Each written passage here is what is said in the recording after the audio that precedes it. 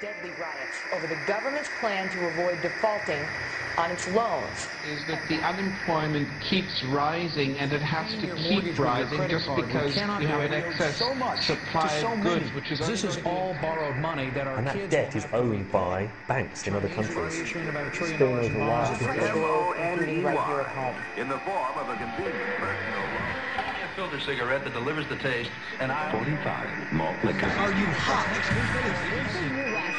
Quite some time ago, by a section of America is sponsoring I first learned it from my grandmother. Now, my grandmother was a wonderful person. She taught me how to play the game Monopoly. She understood that the name of the game is to acquire. She would accumulate everything she could, and eventually she became the master of the board. And then she would always say the same thing to me. She'd look at me and she'd say, "One day, you'll learn to play the game." One summer, I played Monopoly almost every day, all day long. And that summer, I learned to play the game. I came to understand the only way to win is to make a total commitment to acquisition. I came to understand that money and possessions, that's the way that you keep score. And by the end of that summer, I was more ruthless than my grandmother. I was ready to bend the rules if I had to win that game. And I sat down with her to play that fall. I took everything she had. I watched her give her last dollar and quit in utter defeat. And then she had one more thing to teach me. Then she said, "Now it all goes back in the box." All those houses and hotels, all the railroads and utility companies, all that property and all that wonderful money. Now it all goes back in the box. None of it was really yours. You got all heated up about it for a while. But it was around a long time before you sat down at the board. And it will be here after you're gone. Players come and players go. Houses and cars, titles and clothes, even your body. Because the fact is that everything I clutch and consume and hoard is going to go back in the box, and I'm going to lose it all. You have to ask yourself, when you finally get the ultimate promotion, when you've made the ultimate purchase, when you buy the ultimate home, when you have stored up financial security and climbed the ladder of success to the highest rung you can possibly climb it, and the thrill wears off, and it will wear off, then what? How far do you have to walk down that road before you see where it leads? Surely you understand, it'll never be enough. So you have to ask yourself the question, what matters?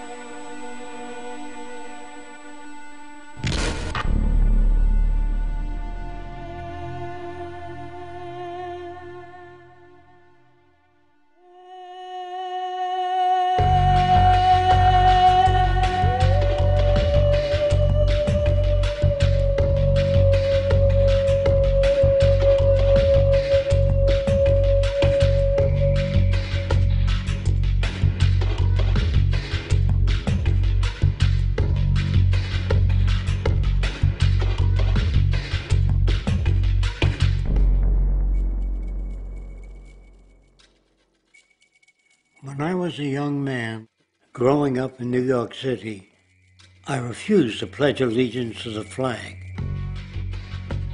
Of course, I was sent to the principal's office, and he asked me, "Why don't you want to pledge allegiance? Everybody does." I said, "Everybody once believed the earth was flat, but that doesn't make it so."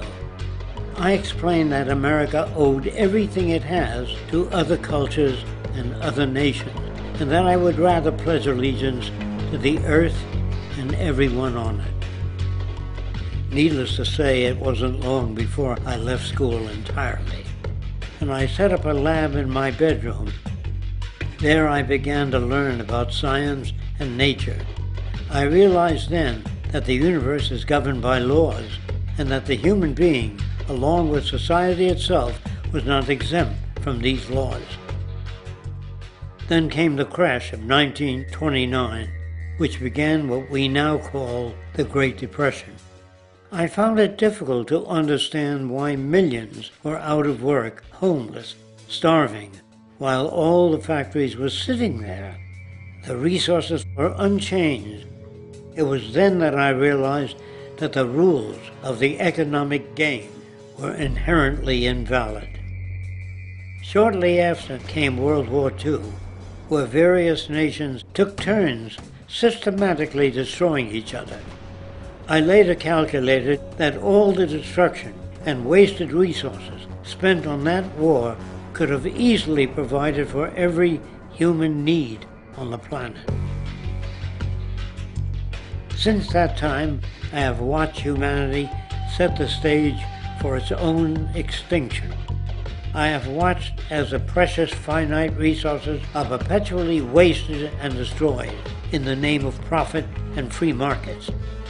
I have watched the social values of society be reduced into a base artificiality of materialism and mindless consumption. And I have watched as the monetary powers control the political structure of supposedly free societies. I'm 94 years old now, and I'm afraid my disposition is the same as it was 75 years ago. This shit's got to go.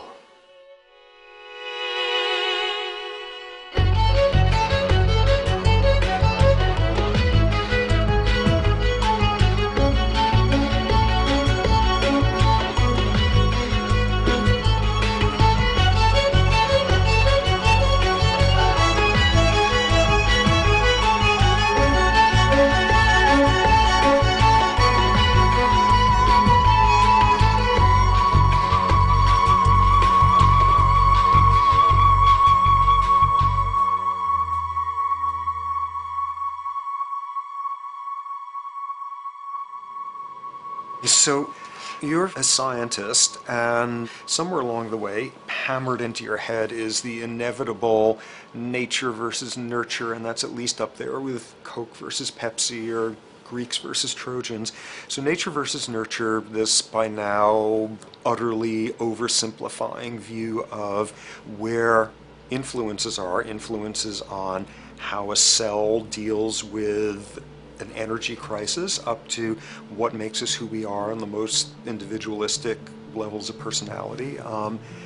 And what you've got is this complete false dichotomy built around nature as deterministic. At the very bottom of all the causality of life is DNA and the code of codes and the Holy Grail, and everything is driven by it. And at the other end, a much more social science perspective, which is we are social organisms, and biology is for slime molds. Humans are free of biology, and obviously both views are nonsense.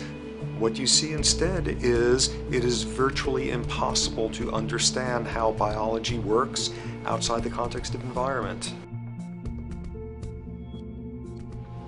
One of the most crazy-making yet widespread and potentially dangerous notions is, oh, that behavior is genetic.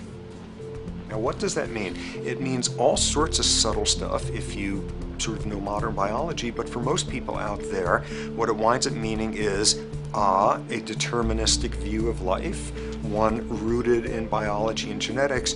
Genes equal things that can't be changed. Genes equal things that are inevitable and that you might as well not waste resources trying to fix, might as well not put societal energies into trying to improve because it's inevitable, it's unchangeable. And that is sheer nonsense.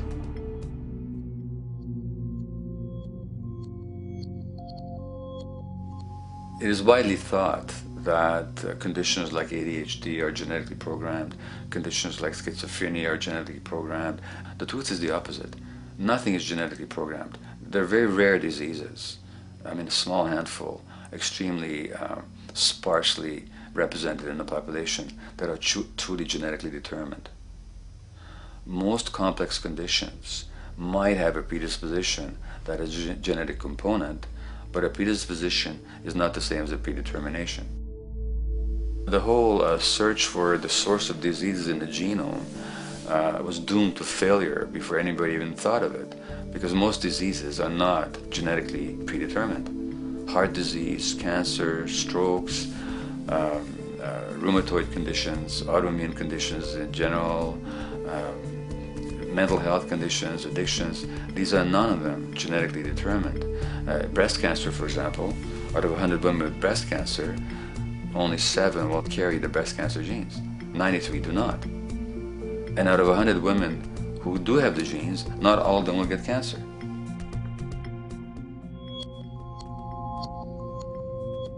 Genes are not just things that make us behave in a particular way regardless of our environment. Genes give us different ways of responding to our environment. In fact, it looks as if some of the early childhood influences of a kind of child rearing affects gene expression, actually turning on and off different genes to put you on a different developmental track, which may suit the kind of world you've got to deal with. So, for example, a study done in Montreal with suicide victims looked at autopsies of the brains of these people. And it turned out that if a suicide victim, these are usually young adults, had been abused as children, the abuse actually caused a genetic change in the brain that was absent in the brains of people who had not been abused. That's an epigenetic effect. Epi means on top of, so that the epigenetic influence is what happens environmentally to either activate or deactivate certain genes. In New Zealand, there's a study that was done in a town called Dunedin, in which a few thousand individuals were studied from birth up to into their 20s. What they found was that they could identify a genetic mutation, an abnormal gene, which did have some relation to the predisposition to commit violence, but only if the individual had also been subjected to severe child abuse. In other words, a child with this abnormal gene would be no more likely to be violent than anybody else, and in fact they actually had a lower rate of violence than people with normal genes, as long as they weren't abused as children. Great additional example of the ways in which genes are not be-all, end-all. Fancy technique where you can take a specific gene out of a mouse, that mouse and its descendants will not have that gene, you have knocked out that gene. So there's this one gene that codes for a protein that has something to do with learning and memory, and this fabulous demonstration, knock out that gene and you have a mouse that doesn't learn as well. Ooh, a genetic basis for intelligence. What was much less appreciated in that landmark study that got picked up by the media left and right is take those genetically impaired mice and raise them in a much more enriched, stimulating environment than your normal mice in a lab cage, and they completely overcame that deficit. So when one says in a contemporary sense that, oh, this behavior is genetic, to the extent that that's even a valid sort of phrase to use, what you're saying is there is a genetic contribution to how this organism responds to environment. Genes may influence the readiness with which an organism will deal with a certain environmental challenge. You know, that's not the version most people have in their minds. And not to be too soapboxing, but run with the old sort of version of it's genetic, and it's not that far from a history of eugenics and things of that sort. It's a widespread misconception, and it's a potentially fairly dangerous one. One reason that the sort of biological explanation for violence, one reason that hypothesis is potentially dangerous, it's not just misleading, it can really do harm, is because if you believe that, you could very easily say, well, there's nothing we can do to change the predisposition people have to becoming violent. All we can do if somebody becomes violent is punish them, you know, lock them up or execute them. But we don't need to worry about changing the social environment or the social preconditions that may lead people to become violent, because that's irrelevant. The genetic argument allows us the luxury of ignoring past and present historical and social factors. And in the words of Louis Menand, he wrote in the New Yorker, very astutely, he said, "It's all in the genes, an explanation for the way things are that does not threaten the way things are. Why should someone feel unhappy or engage in antisocial behavior when that person is living in the freest and most prosperous nation on earth? It can't be the system. There must be a flaw in the wiring somewhere," which is a good way of putting it. So the genetic argument is simply a cop-out, which allows us to ignore the social and economic and political factors that in fact underlie many troublesome behaviors.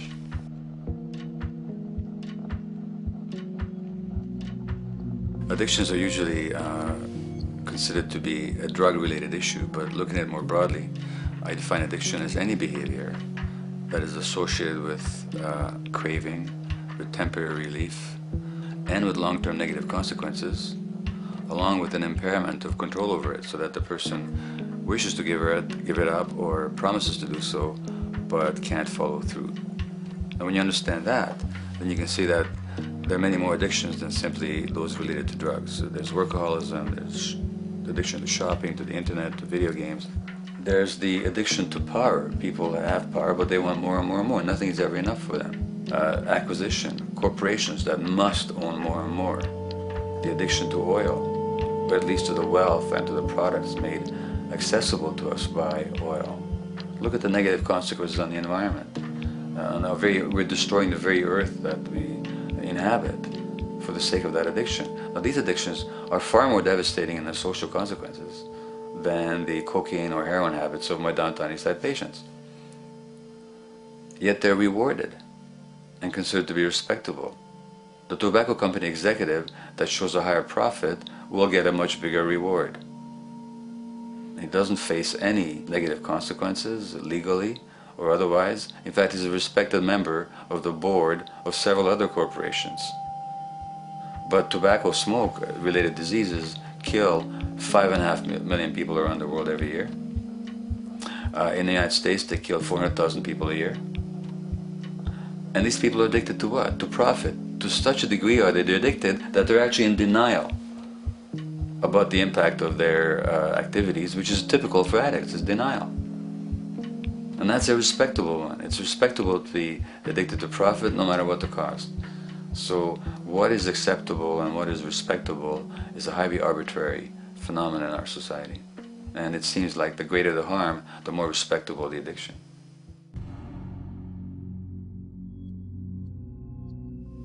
There's a general myth that drugs in themselves are addictive. In fact, the war on drugs is predicated on the idea that if you interdict the sources of drugs, you can deal with addiction that way. Now, if we understand addiction in a broader sense, we see that nothing in itself is addictive. No substance, no drug is by itself addictive, and no behavior is by itself addictive. Many people can go shopping without becoming shopaholics. Not everybody becomes a food addict. Not everyone who drinks a glass of wine becomes an alcoholic.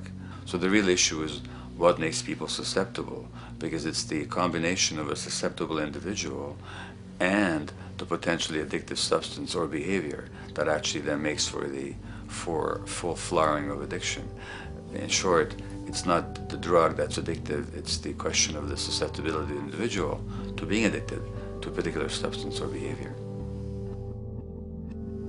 If we wish to understand what then makes some people susceptible, we actually have to look at their life experience. The old idea, although it's old, but it's still broadly held, that addictions are due to some genetic cause is simply scientifically untenable. What the case is actually is that certain life experiences make people susceptible. Life experiences that not only shape the person's personality and psychological needs, but also their very brains in certain ways. And that process begins in utero.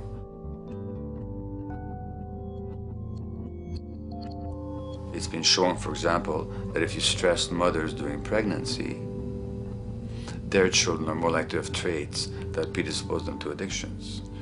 And that's because development is shaped by the psychological and social environment. So the biology of human beings is very much affected by and programmed by their life experiences beginning in utero. Environment does not begin at birth. Environment begins as soon as you have an environment. As soon as you are a fetus, you are subject to whatever information is coming through mom's circulations, hormones, levels of nutrients. Great landmark example of this, something called the Dutch hunger winter.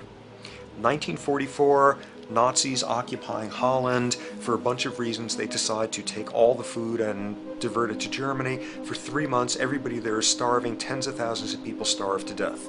What the Dutch hunger winter effect is, if you were a second or third trimester fetus during the starvation, your body learned something very unique during that time. As it turns out, second, third trimester, something that your body is going about trying to learn about the environment is, well, how menacing of a place is it out there? How plentiful? How much nutrients am I getting by way of mom's circulation?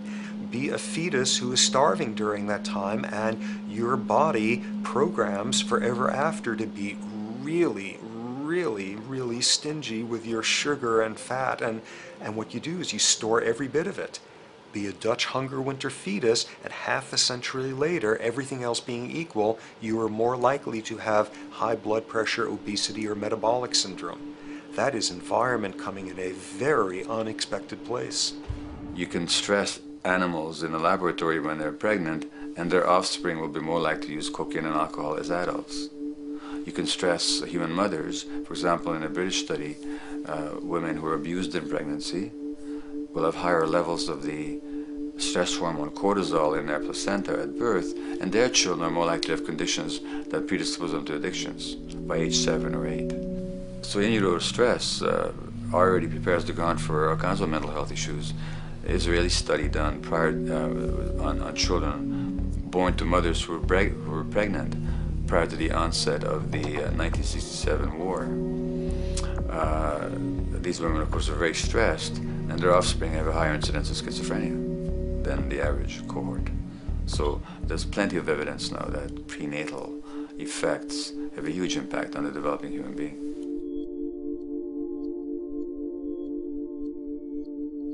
The point about human development, and specifically human brain development, is that it occurs mostly under the impact of the environment and mostly after birth.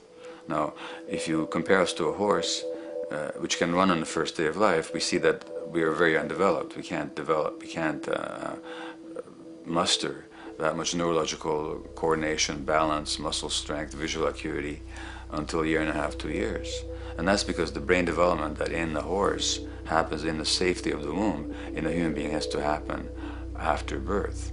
And that has to do with simple evolutionary logic. As the head gets larger, which is what makes us into human beings, the burgeoning of the forebrain is what creates the human species, actually.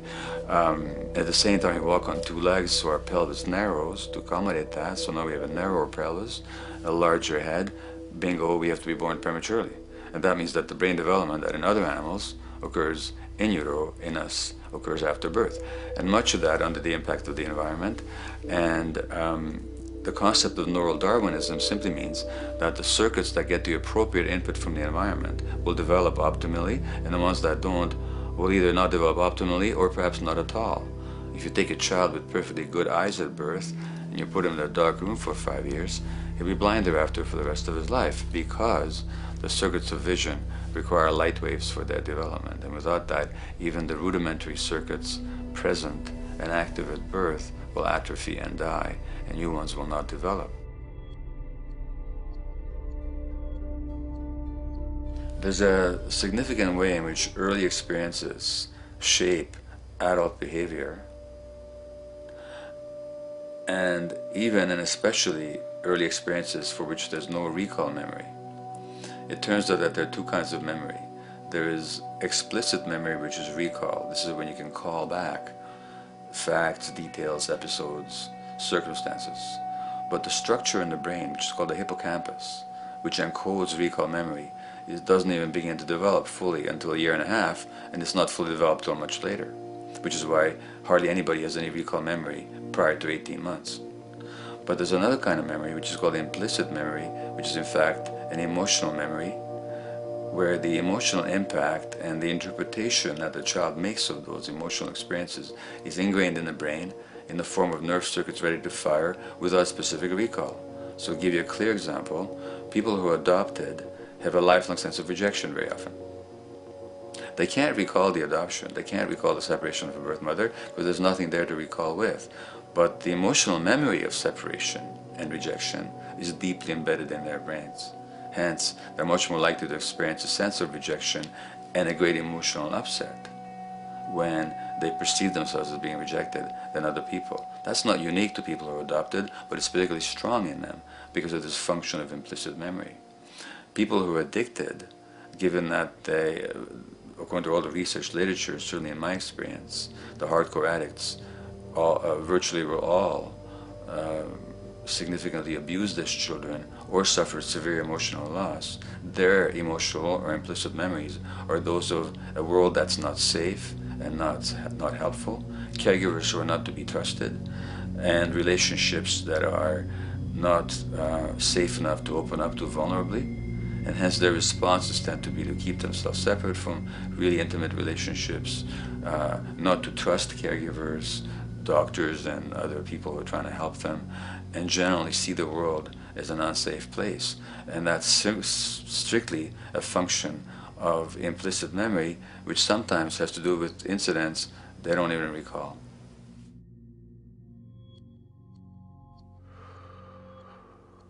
Infants who are born premature are often in incubators and various types of gadgetry and machinery for weeks and perhaps months. It's now known that if these children are touched and stroked on the back for just 10 minutes a day, that promotes their brain development. So human touch is essential for development. And in fact, infants who are never picked up will actually die. That's how much of a fundamental need being held is to human beings.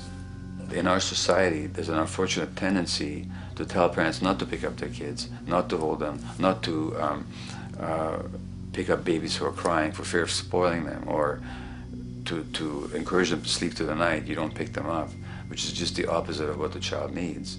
And these children might go back to sleep because they give up and their brains just shut down as a way of defending against the vulnerability of being abandoned really by their parents.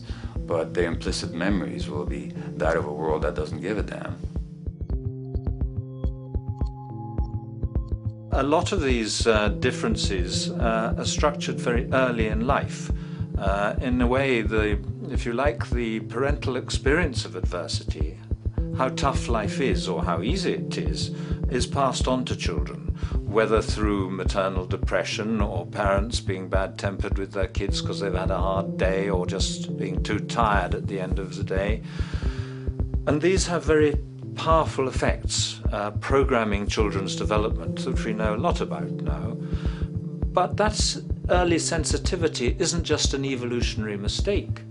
It exists again in many different species. Even seedlings, there's an early adaptive process to the kind of environment they're growing up in. But for humans, the adaptation is to the quality of social relations.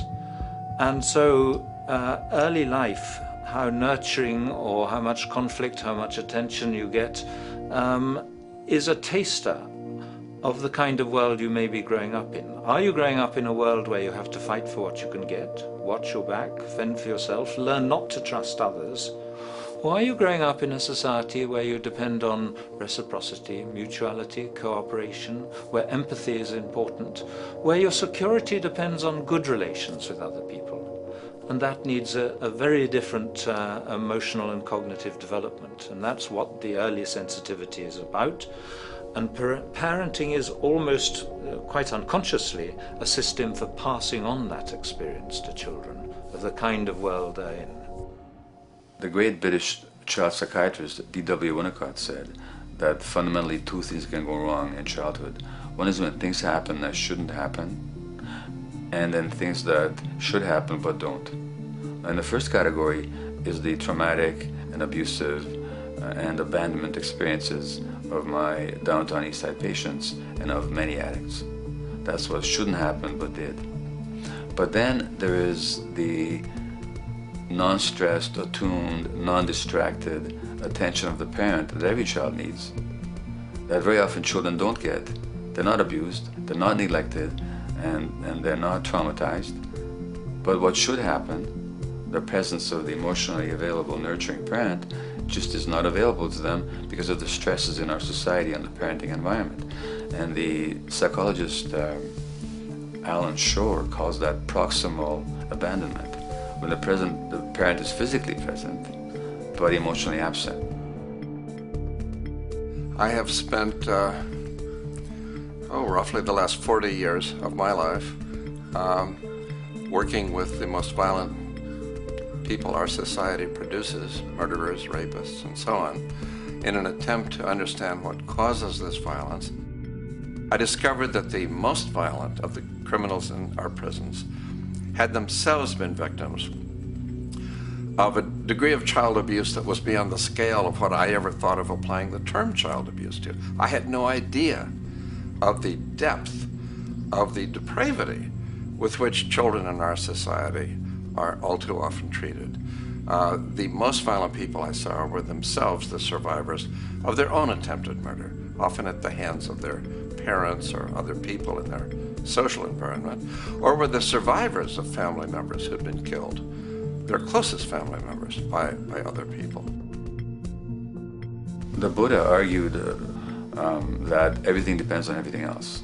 He says the one contains the many and the many contains the one. That you can't understand anything in isolation from its environment. The leaf contains the sun, the sky, and the earth, obviously. This has not been shown to be true, of course, all around, and specifically when it comes to human development. The modern scientific term for it is the biopsychosocial nature of human development, which says that the biology of human beings depends very much on their interaction with the social and psychological environment. And specifically, the psychiatrist and researcher Daniel Siegel at the University of California, Los Angeles, UCLA, has coined the phrase interpersonal neurobiology, which means to say that the way that our nervous system functions depends very much on our personal relationships. In the first place with the parenting caregivers, and in the second place with other important attachment figures in our lives, and in the third place with our entire culture. So that you can't separate the neurological functioning of a human being from the environment in which he or she grew up in and continues to exist in. And this is true throughout the life cycle. It's particularly true when you're dependent and helpless and your brain is developing, but it's true even in adults and even at the end of life.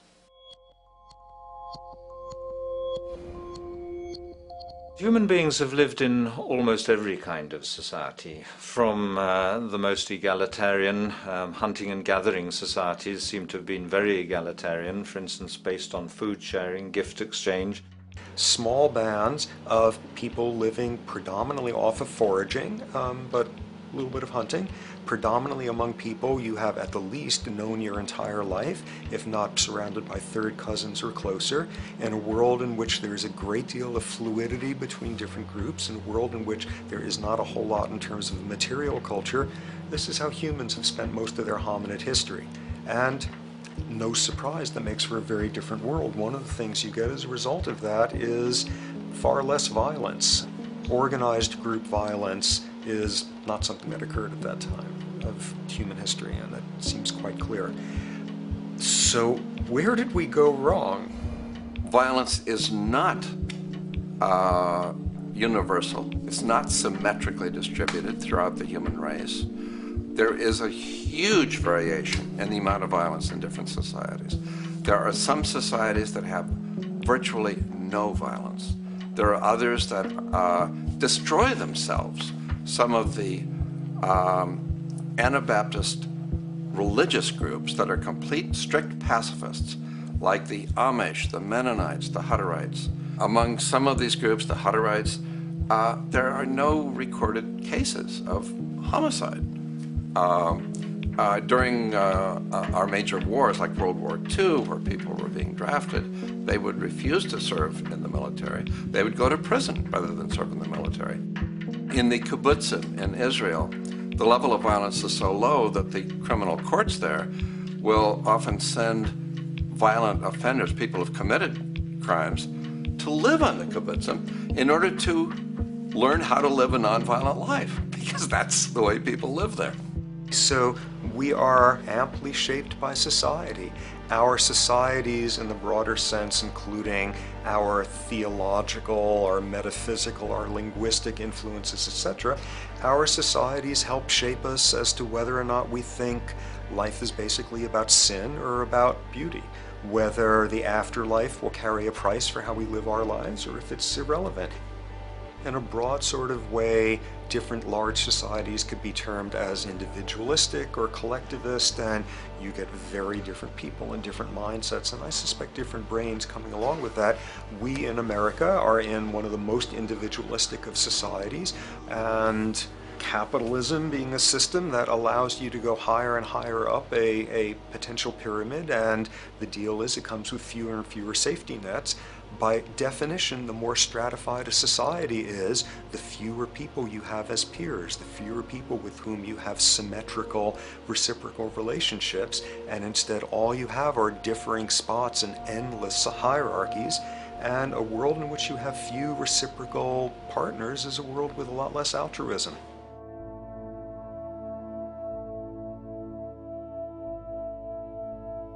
Alright, so this brings us to a total impossible juncture, which is to try to make sense in perspective of science as to what the nature is of human nature.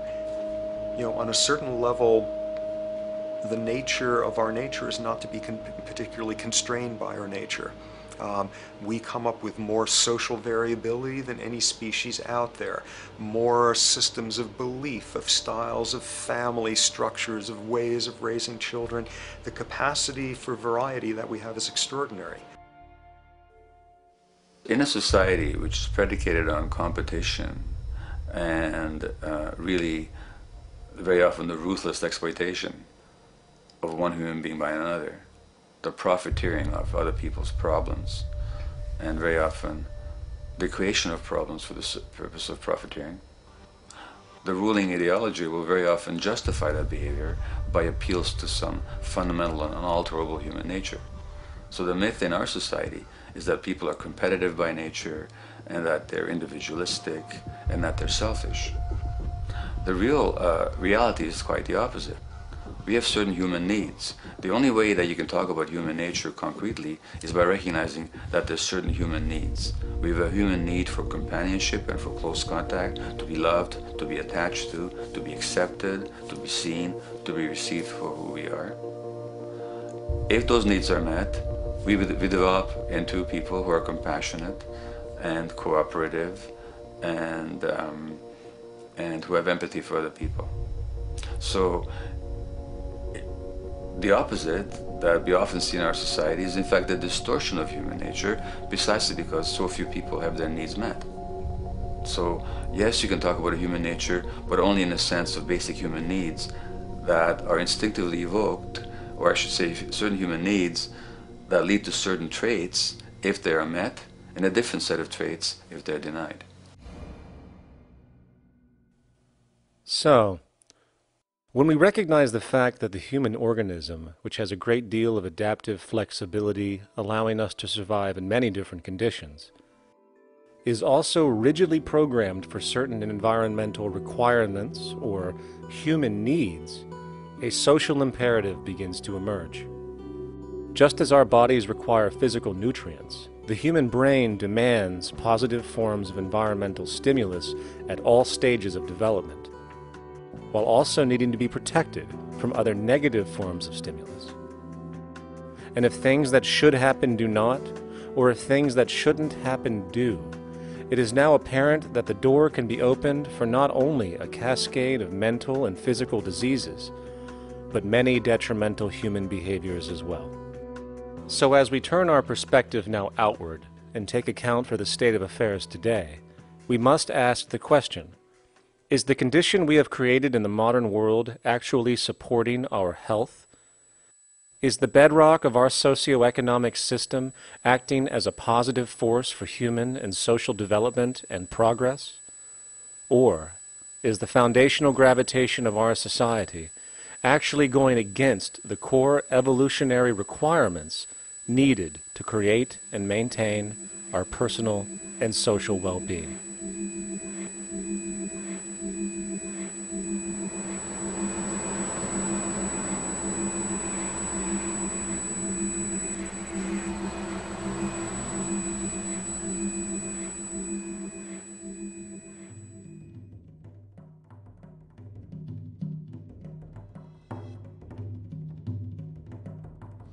So one might ask, where did this all begin?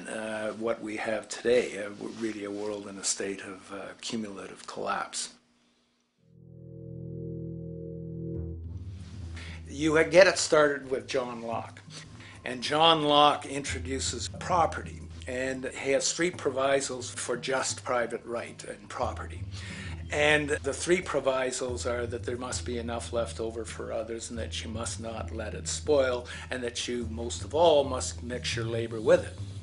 It seems justified. You mix your labor with the world, then you're entitled to the product, and as long as there's enough left over for others, and as long as it doesn't spoil, you don't allow anything to go to waste, that's okay. Well, he spends a long time of his famous treatise of government, and it's since been the canonical text for economic and political and legal understanding. Is still a classic text that's studied. Well, what he did is, after he gives the provisos, and you're almost thinking at the time whether you're for private property or not, he's given a very good and plausible and powerful defense of private property here. Well, he drops them. He drops them like that, right in one sentence. He says, well, once the introduction of money came in by men's tacit consent, then it became, and he doesn't say all the provisos are canceled, erased, but that's what happens. So now we have not product and your property earned by your own labor. Oh no, money buys labor now. There's no longer consideration of whether there's enough left over for others. There's no longer consideration of whether it spoils, because he says, well, money's like silver and gold can't spoil, therefore monies can't be responsible for waste, which is ridiculous. We're not talking about money and silver, we're talking about what its effects are. It's one non sequitur after another. Just the most startling logical legerdemain that he gets away with here. But it fits the interests of capital owners. Then Adam Smith comes along, and what he adds is the religion to this. Locke started with God made it all this way. This is God's right. And now we get also with Smith coming along and says it's not only God's, I mean, he's not saying this, but this is what's happening philosophically in principle. He's saying it's not only a question of private property, that's all now presupposed, is given. And that there's money investors that buy labor, given. That there's no limit to how much they can buy of other men's labor, how much they can accumulate, how much inequality, that's all given now. And so he comes along, and what his big idea is, and again, it's just introduced in parentheses, en passant. You know, when people put out the goods for sale and others, you know, the supply, and other people buy them with the demand and so forth, how do we have supply equaling demand or demand equaling supply? How can they come into equilibrium? And that is one of the central notions of economics, is how do they come into equilibrium? And he says it's the invisible hand of the market that brings them into equilibrium. So now we have God is actually immanent. He just didn't give the rights to property and how, all its wherewithal and its natural rights of doing all that Locke said. Now we have the system itself as God. In fact, Smith says, when he talks, and you'll never find this quoted, you have to read the whole of the Inquiry into the Wealth of Nations. He says, the scantiness of subsistence sets limits to the reproduction of the poor, and that nature can deal with this in no other way than elimination of their children. So he anticipated evolutionary theory in the worst sense. This is well before Darwin. And so he called them the race of laborers. So you can see there was inherent racism built in here. There was an inherent acceptance, life blindness to kill innumerable children. And he thought, well, that's the invisible hand making supply meet demand and demand meet supply. So see how wise God is. So you can see a lot of the really virulent, life-destructive, eco-genocidal things that are going on now have, in a way, a thought gene back in Smith too. When we reflect on the original concept of the so-called free market capitalist system, as initiated by early economic philosophers such as Adam Smith, we see that the original intent of a market was based around real, tangible, life-supporting goods for trade. Adam Smith never fathomed that the most profitable economic sector on the planet would eventually be in the arena of financial trading or so-called investment, where money itself is simply gained by the movement of other money in an arbitrary game which holds zero productive merit to society. Yet, regardless of Smith's intent, the door for such seemingly anomalous advents was left wide open by one fundamental tenet of this theory. Money is treated as a commodity in and of itself. Today, in every economy of the world, regardless of the social system they claim, money is pursued for the sake of money and nothing else. The underlying idea, which was mysteriously qualified by Adam Smith with his religious declaration of the invisible hand, is that the narrow, self-interested pursuit of this fictional commodity will somehow magically manifest human and social well-being and progress. The reality is that the monetary incentive interest, or what some have termed the money sequence of value, has now completely decoupled from the foundational life interest, which could be termed the life sequence of value. What has happened is that there's a complete confusion in economic doctrine between those two sequences. They think that the money sequence of value delivers the life sequence of value, and that's why they say if more goods are sold, if GDPs rise and so forth, therefore there'll be more well-being, enhanced well-being. We take the GDP to be basically our indicator of social health.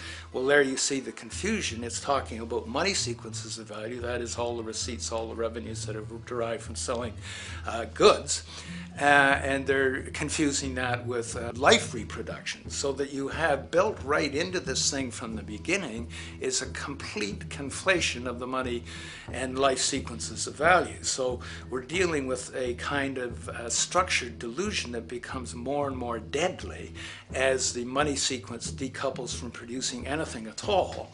So it's a system disorder, and the system disorder seems to be fatal.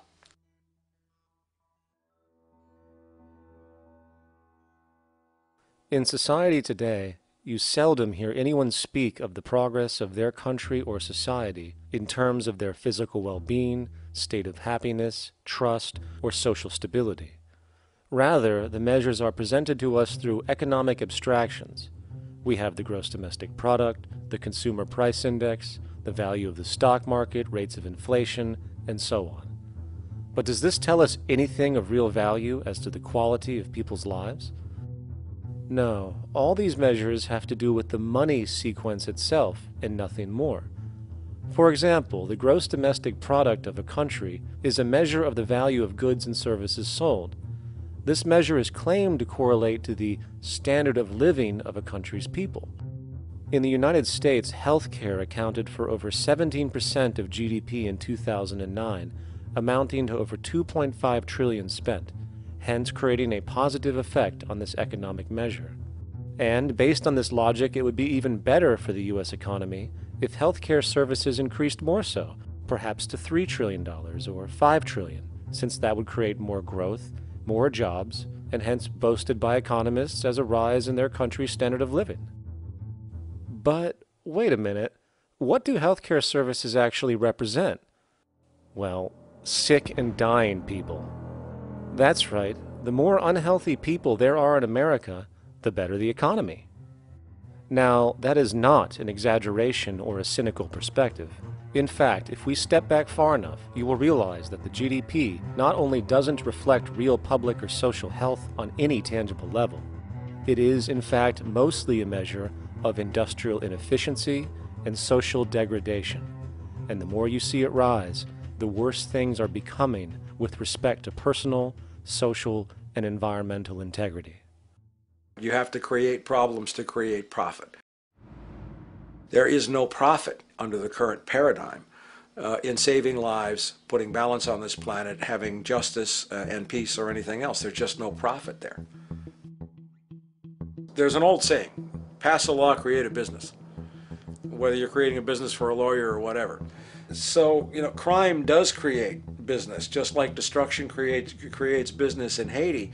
We have now roughly 2 million people incarcerated in this country, and of those, many of them are in prisons run by private corporations, Corrections Corporation of America, Wackenhut, who trade their stock on Wall Street based upon how many people are in jail.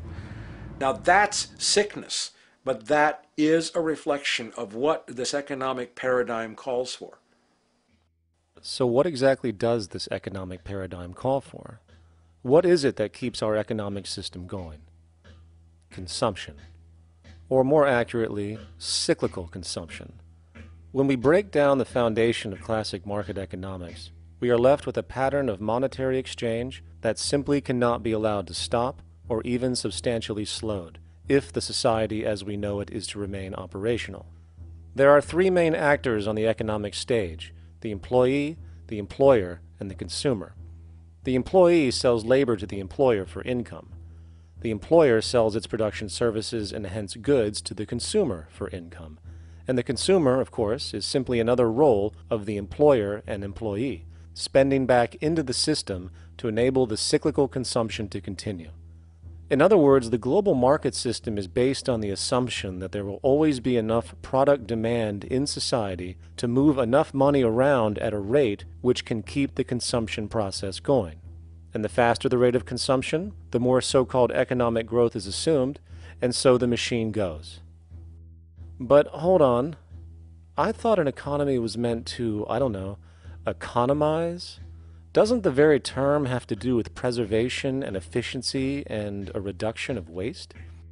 So how does our system, which demands consumption and the more the better, efficiently preserve or economize at all? Well, it doesn't. The intent of the market system is, in fact, the exact opposite of what a real economy is supposed to do, which is efficiently and conservatively orient the materials for production and distribution of life-supporting goods. We live on a finite planet with finite resources, where, for example, the oil we utilize took millions of years to develop, where the minerals we use took billions of years to develop.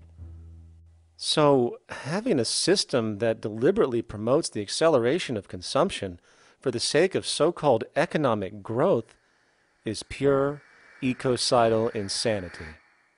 Absence of waste, that's what efficiency is. Absence of waste.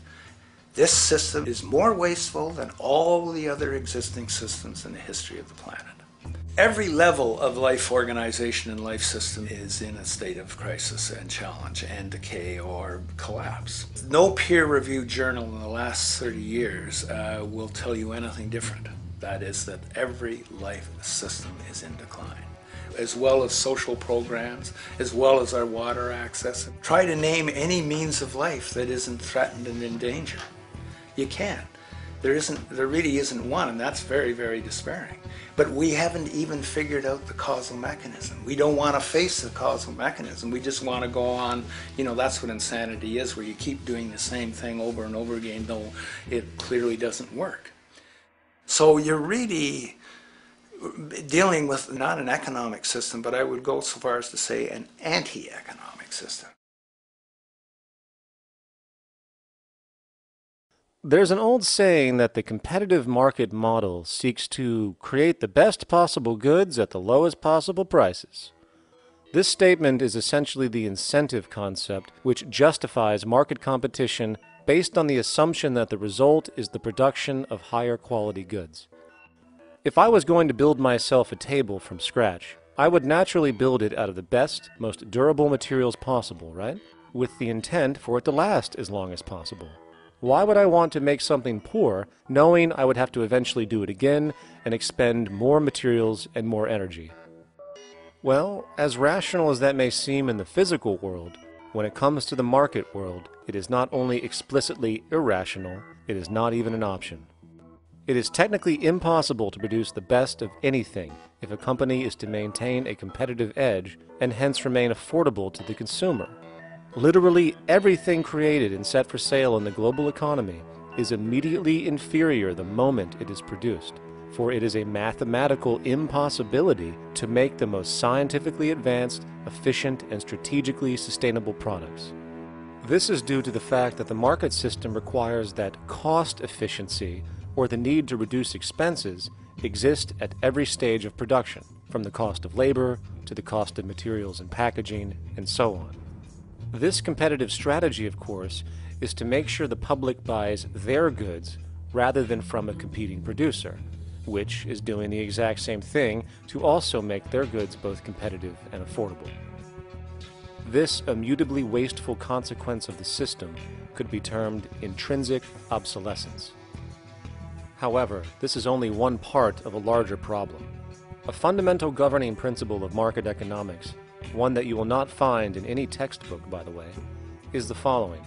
Nothing produced can be allowed to maintain a lifespan longer than what can be endured in order to continue cyclical consumption. In other words, it is critical that stuff break down, fail, and expire within a certain amount of time. This is termed planned obsolescence. Planned obsolescence is the backbone of the underlying market strategy of every goods-producing corporation in existence. While very few, of course, would admit to such a strategy outright, what they do is mask it within the intrinsic obsolescence phenomenon just discussed, while often ignoring or even suppressing new advents in technology which might create a more sustainable, durable good. So, if it wasn't wasteful enough that the system inherently cannot allow the most durable and efficient goods to be produced, planned obsolescence deliberately recognizes that the longer any good is in operation, the worse it is for sustaining cyclical consumption and hence the market system itself. In other words, product sustainability is actually inverse to economic growth, and hence there is a direct, reinforced incentive to make sure lifespans are short of any given good produced. And in fact, the system cannot operate any other way. One glance at the sea of landfills now spreading across the world show the obsolescence reality. There are now billions of cheaply made cell phones, computers, and other technology, each full of precious, difficult-to-mine materials such as gold, coltan, copper, now rotting in vast piles, usually due to the mere malfunction or obsolescence of small parts, which, in a conservative society, could likely be fixed or updated, and the life of the good extended. Unfortunately, as efficient as that may seem in our physical reality, living on a finite planet with finite resources, it is explicitly inefficient with respect to the market. To put it into a phrase, efficiency, sustainability, and preservation are the enemies of our economic system. Likewise, just as physical goods need to be constantly produced and reproduced, regardless of their environmental impact, the service industry operates with an equal rationale. The fact is, there is no monetary benefit to resolving any problems which are currently being serviced. At the end of the day, the last thing the medical establishment really wants is the curing of diseases such as cancer, which would eliminate countless jobs and trillions in revenue. And since we're on the subject, crime and terrorism in this system are good. Well, at least economically, for it is employing police, generating high-value commodities for security, not to mention the value of prisons that are privately owned for profit. And how about war? The war industry in America is a huge driver of GDP, one of the most profitable industries, producing weapons of death and destruction. The favorite game of this industry is to blow things up and then go and rebuild them for profit. We saw this with the windfall billion-dollar contracts made from the Iraq War. The bottom line is that socially negative attributes of society have become positively rewarded ventures for industry, and any interest in problem resolution or environmental sustainability and conservation is intrinsically counter to economic sustainability.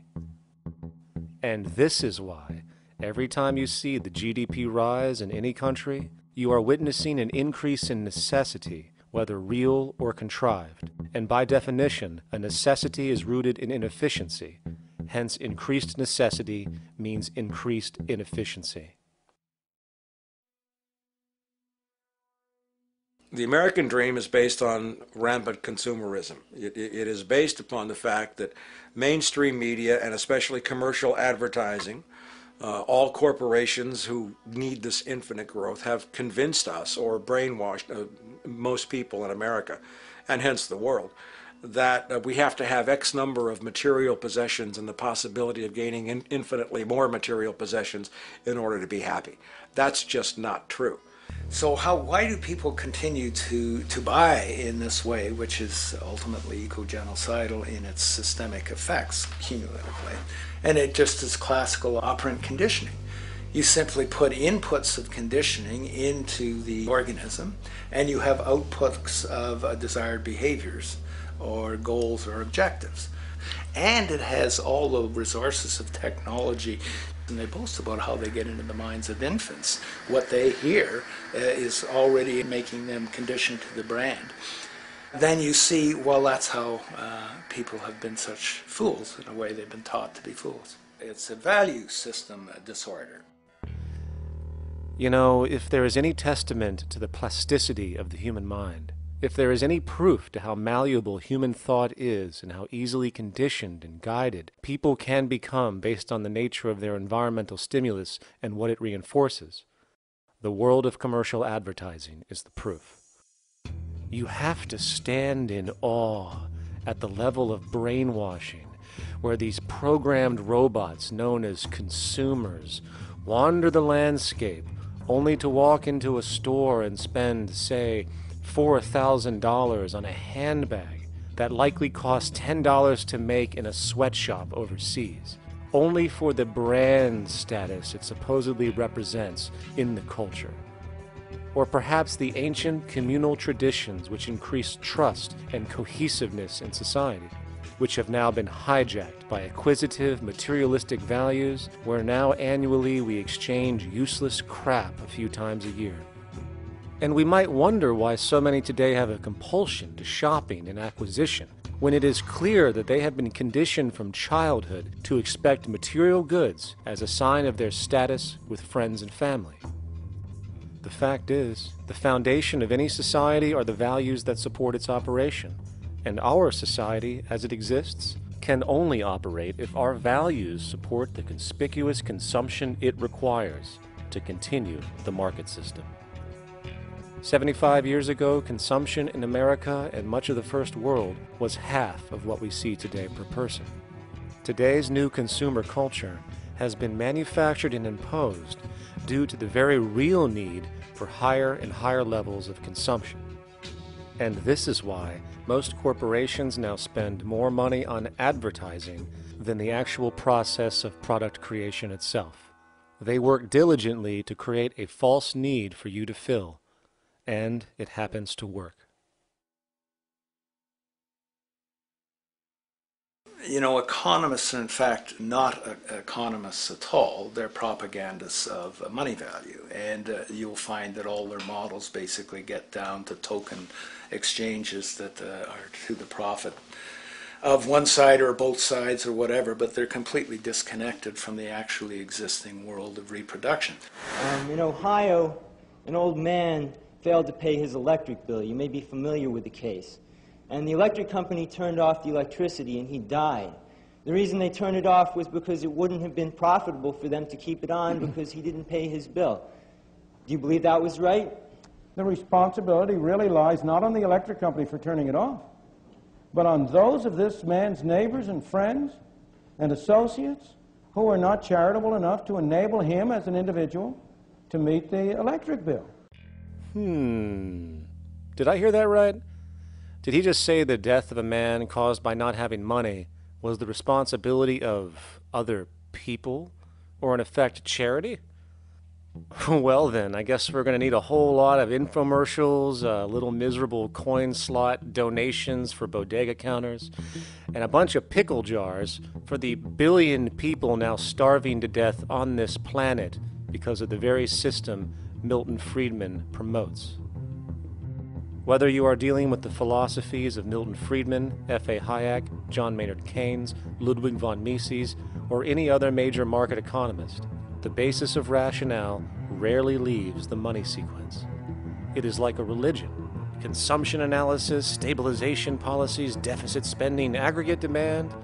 It exists as a never-ending, self-referring, self-rationalizing circle of discourse where universal human need, natural resources, or any form of physical life-supporting efficiency is ruled out by default and replaced by the singular notion that humans seeking advantage over each other for money alone, motivated by their own narrow self-interest, will magically create a sustainable, healthy, balanced society.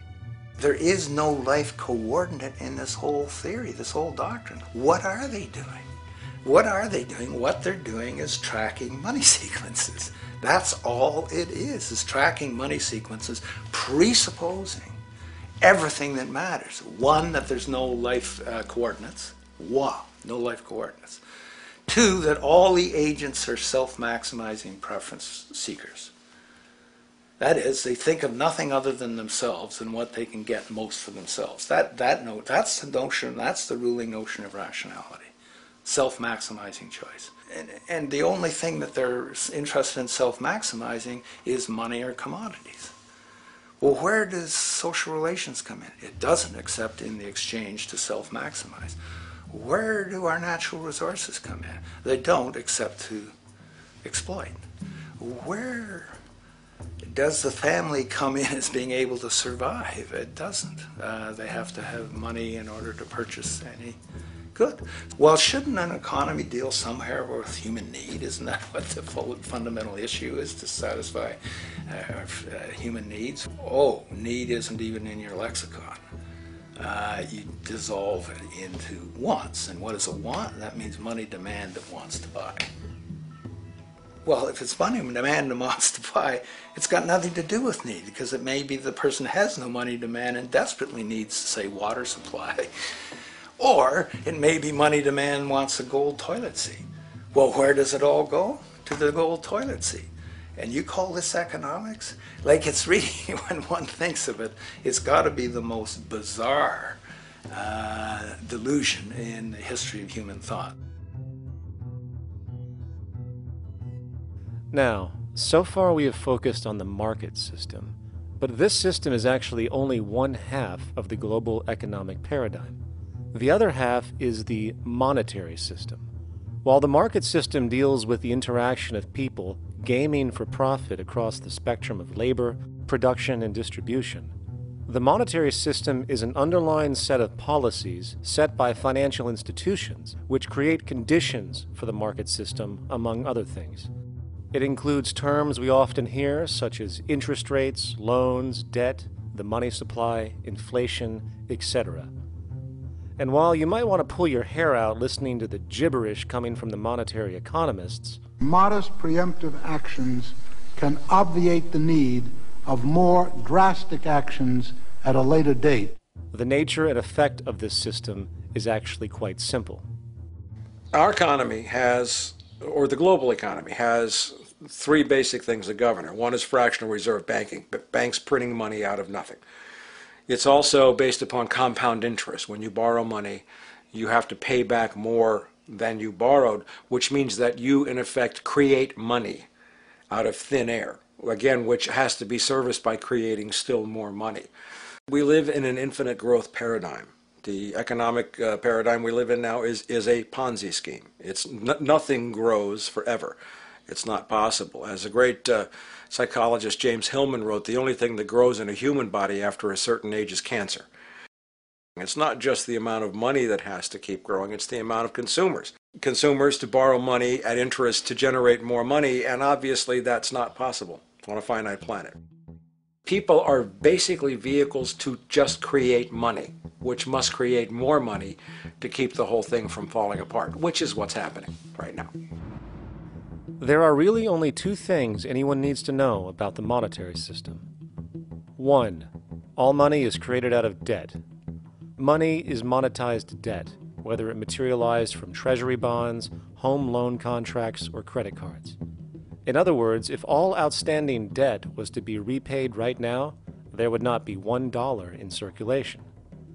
And 2, interest is charged on virtually all loans made, and the money needed to pay back this interest does not exist in the money supply outright.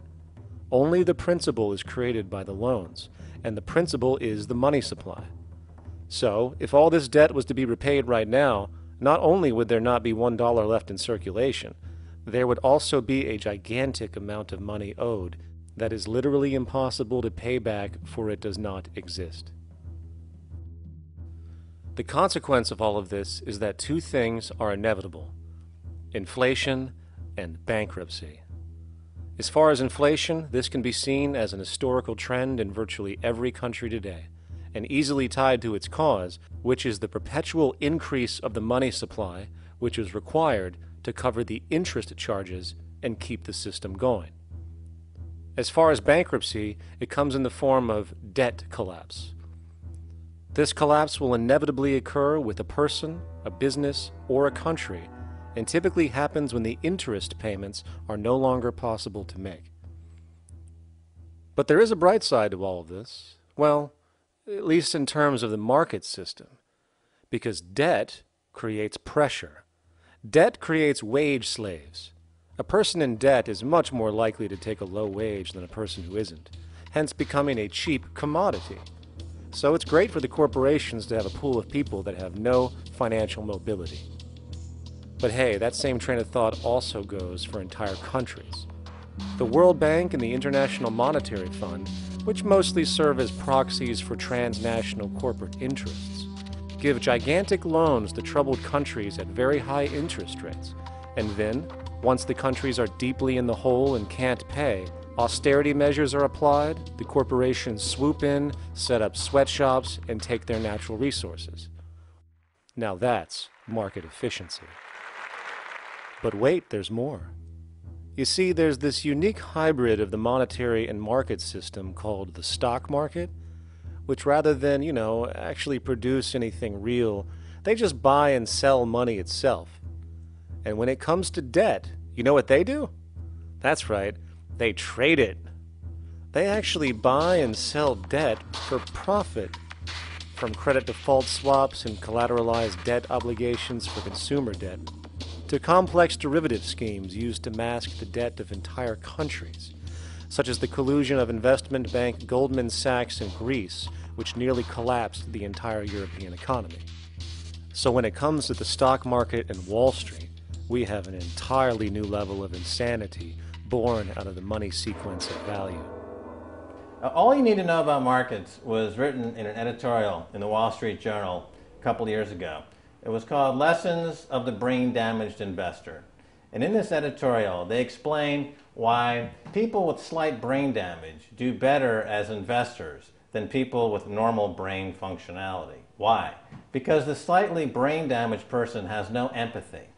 And that's the key. If you don't have any empathy, you do well as an investor. And so Wall Street breeds people who have no empathy, to go in there and to make decisions and make trades that they have no compunction about and no thought whatsoever as to what they're doing might affect their fellow human being. So they breed these robots, these people who have no souls. And since they don't even want to pay these people anymore, they're now breeding robots, real algorithmic traders.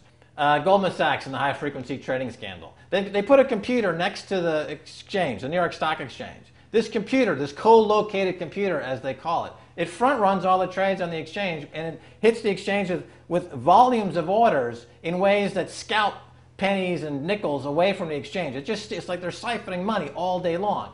They went one quarter last year, 30 or 60 straight days without a single down day and made millions of dollars every single day. Is that because, well, that's statistically impossible.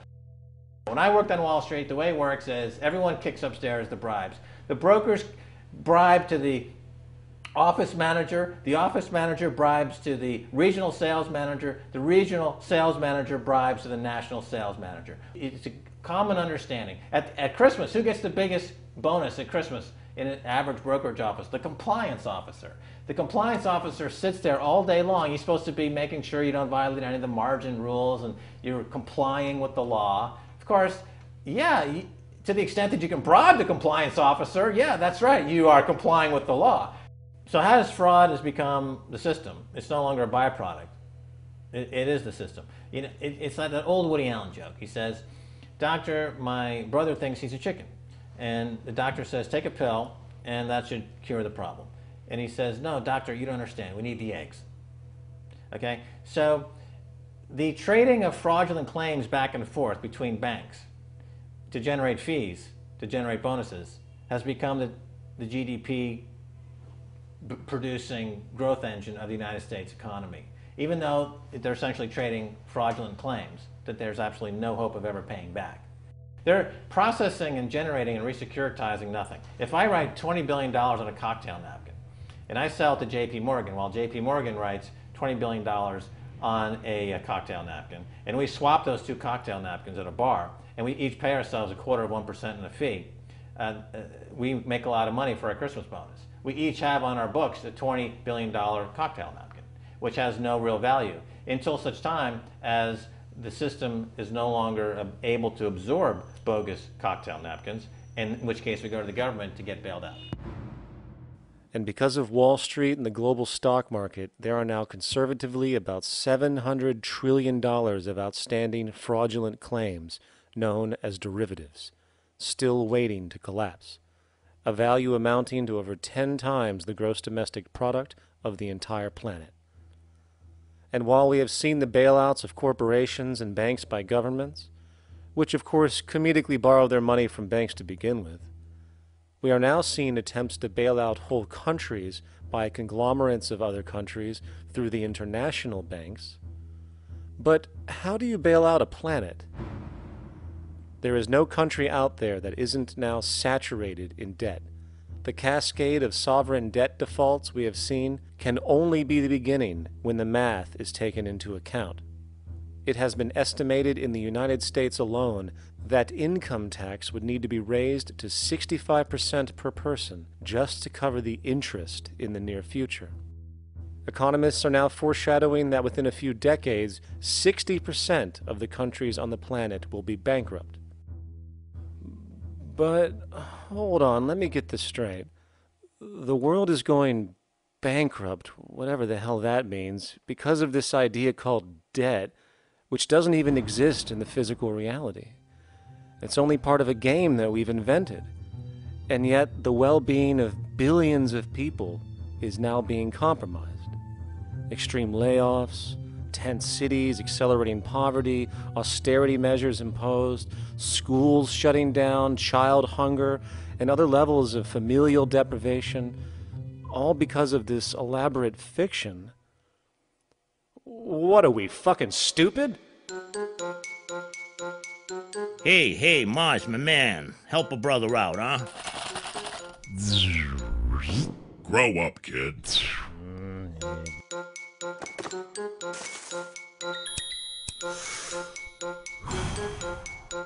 Saturn, what's up, man? You remember that smoking nebula I hooked you up with a while back?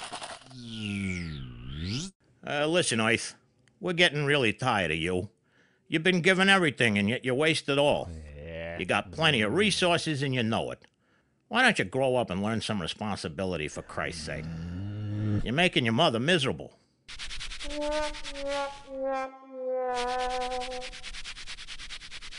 You're on your own, pal. Yeah, whatever.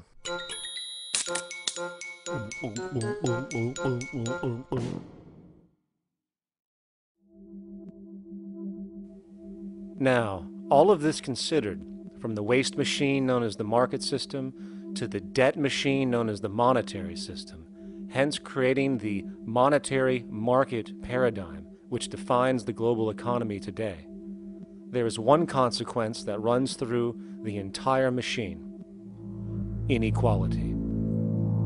Whether it is the market system which creates a natural gravitation towards monopoly and power consolidation, while also generating pockets of wealthy industries that tower over others regardless of utility, such as the fact that top hedge fund managers on Wall Street now take home over $300 million a year for contributing literally nothing, while a scientist looking for a cure for a disease trying to help humanity might make $60,000 a year if they're lucky. Or whether it is the monetary system, which has class division built right into its structure. For example, if I have $1 million to spare and I put it into a CD at 4% interest, I will make $40,000 a year. No social contribution, no nothing. However, if I'm a lower class person and have to take loans to buy my car or home, I am paying in interest, which, in abstraction, is going to pay that millionaire with the 4% CD. This stealing from the poor to pay the rich is a foundational, built-in aspect of the monetary system, and it could be labeled structural classism. Of course, historically, social stratification has always been deemed unfair, but obviously accepted overall as now 1% of the population owns 40% of the planet's wealth. But, material fairness aside, there is something else going on underneath the surface of inequality, causing an incredible deterioration in public health as a whole. Well, I think people are often puzzled by the contrast between the material success of our societies, unprecedented levels of wealth, and the many social failings. I mean, you know, if you look at the rates of drug abuse or violence or self-harm amongst kids or mental illness, there's clearly something going deeply wrong with our societies. What the data that I've been describing does is simply shows that intuition that people have had for hundreds of years, that inequality is divisive and socially corrosive, that intuition is truer than I think we ever imagined. There are very powerful psychological and social effects of inequality, more to do, I suppose, with feelings of superiority and inferiority, that kind of division, and maybe going with the sort of respect, disrespect, people feeling looked down on at the bottom, which, by the way, is why violence is more common in more unequal societies. It's the trigger to violence is so often people feeling looked down on and disrespected. If there is one principle I can emphasize that is the most important principle underlying the prevention of violence, it would be equality. The single most significant factor that affects the rate of violence is the degree of equality versus the degree of inequality in that society. So what one's looking at is a sort of general social dysfunction. It's not just one or two things that go wrong as inequality increases. It seems to be everything, whether we're talking about crime or health or mental illness or whatever. One of the really disturbing findings out in public health there is never ever make the mistake of being poor or being born poor. Your health pays for it in endless sorts of ways, something known as the health socioeconomic gradient. As you move down from the highest strata in society in terms of socioeconomic status, every step down, health gets worse for umpteen different diseases. life expectancy gets worse, infant mortality rate, everything you could look at. So a huge issue has been, why is it that this gradient exists? Totally simple, obvious answer, which is if you are chronically sick, you're not going to be very productive, so health causes drive socioeconomic differences. Not that in the slightest. On the very simple level that you could look at socioeconomic status of a 10-year-old, and that's going to predict something about their health decades later. So that's the direction of causality. Next one, what's it about? Oh, it's perfectly obvious. Poor people can't afford to go to the doctor. It's healthcare access. It's got nothing to do with that, because you see these same gradients in countries with universal healthcare, socialized medicine. Okay, next simple explanation. Oh, on the average, the poorer you are, the more likely you are to smoke, to drink, to all sorts of lifestyle risk factor stuff. Yeah, those contribute, but careful studies have shown that explains maybe about a third of the variability. So what's left? And what's left is having a ton to do with the stress of poverty. So the poorer you are, starting off being, the person who's $1 income behind Bill Gates, the poorer you are in this country, on the average, the worse your health is. This tells us something really important. The health connection with poverty, it's not about being poor, it's about feeling poor. Increasingly, we recognize that chronic stress is an important influence on health, but the most important sources of stress are the quality of social relations. And if there is anything that lowers the quality of social relations, it is the socioeconomic stratification of society. What science has now shown is that regardless of material wealth, the stress of simply living in a stratified society leads to a vast spectrum of public health problems.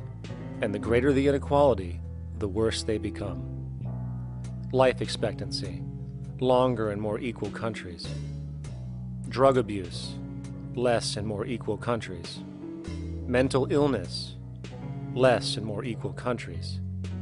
Social capital, meaning the ability of people to trust each other, naturally greater in more equal countries. Educational scores, higher in more equal countries. Homicide rates, less in more equal countries. Crime and rates of imprisonment, less in more equal countries. It goes on and on. Infant mortality, obesity, teen birth rate, less in more equal countries. And perhaps most interesting, innovation, greater in more equal countries, which challenges the age-old notion that a competitive, stratified society is somehow more creative and inventive. Moreover, a study done in the UK called the Whitehall Study confirmed that there is a social distribution of disease as you go from the top of the socioeconomic ladder to the bottom. For example, it was found that the lowest rungs of the hierarchy had a 4-fold increase of heart disease-based mortality compared to the highest rungs. And this pattern exists irrespective of access to health care. Hence, the worse a person's relative financial status, the worse their health is going to be on average. This phenomenon is rooted in what could be termed psychosocial stress, and it is at the foundation of the greatest social distortions plaguing our society today. Its cause? The monetary market system. Make no mistake, the greatest destroyer of ecology, the greatest source of waste and depletion and pollution, the greatest purveyor of violence, war, crime, poverty, animal abuse, and inhumanity, the greatest generator of social and personal neuroses, mental disorders, depression, anxiety, not to mention the greatest source of social paralysis, stopping us from moving into new methodologies for personal health, global sustainability, and progress on this planet, is not some corrupt government or legislation, not some rogue corporation or banking cartel, not some flaw of human nature, and not some secret hidden cabal that controls the world. It is, in fact, the socio-economic system itself at its very foundation.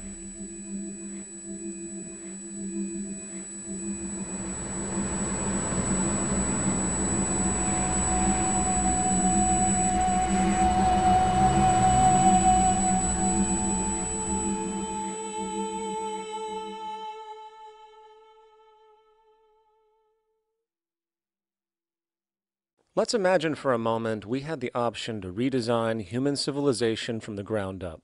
What if, hypothetically speaking, we discovered an exact replica of the planet Earth, and the only difference between this new planet and our current one is that human evolution had not occurred. It was an open palette. No countries, no cities, no pollution, no Republicans, just a pristine, open environment. So, what would we do? Well, first we need a goal, right? And it's safe to say that goal would be to survive. And not to just survive, but to do so in an optimized, healthy, prosperous way. Most people indeed desire to live, and they would prefer to do so without suffering. Therefore, the basis of this civilization needs to be as supportive and hence sustainable for human life as possible, taking into account the material needs of all the world's people, while trying to remove anything that could hurt us in the long run. That goal of, say, maximum sustainability understood, the next question regards our method. What kind of approach do we take? Well, let's see. Last I checked, politics was the method of social operation on Earth. So what do the doctrines of the Republicans, liberals, conservatives, or socialists have to say about societal design? Not a damn thing. Okay, then what about religion? Surely the great creator had to have left some blueprint somewhere. No, nothing I can find. Okay then, so what's left? It appears something called science. Science is unique in that its methods demand not only that the ideas proposed be tested and replicated, but everything science comes up with is also inherently falsifiable. In other words, unlike religion and politics, science has no ego, and everything it suggests accepts the possibility of being proven wrong eventually. It holds on to nothing and evolves constantly. Well, that sounds natural enough to me. So then, based on the current state of scientific knowledge in the early 21st century, along with our goal of maximum sustainability for the human population, how do we begin the actual process of construction? Well, the first question to ask, what do we need to survive? The answer, of course, are planetary resources. Whether it is the water we drink, the energy we use, the raw materials we utilize to create tools and shelter, the planet hosts an inventory of resources, many of which are demanded for our survival. So, given that reality, it then becomes critical to figure out what we have and where it is. This means we need to conduct a survey. We simply locate and identify every physical resource on the planet we can, along with the amount available at each location, from the deposits of copper, to the most potent locations for wind farms to produce energy, to the natural freshwater springs, to an assessment of the amount of fish in the ocean, to the most prime arable land for food cultivation, etc. But, since we humans are going to be consuming these resources over time, we then realize that not only do we need to locate and identify, we also need to track. We need to make sure we don't run out of any of this stuff. That would be bad.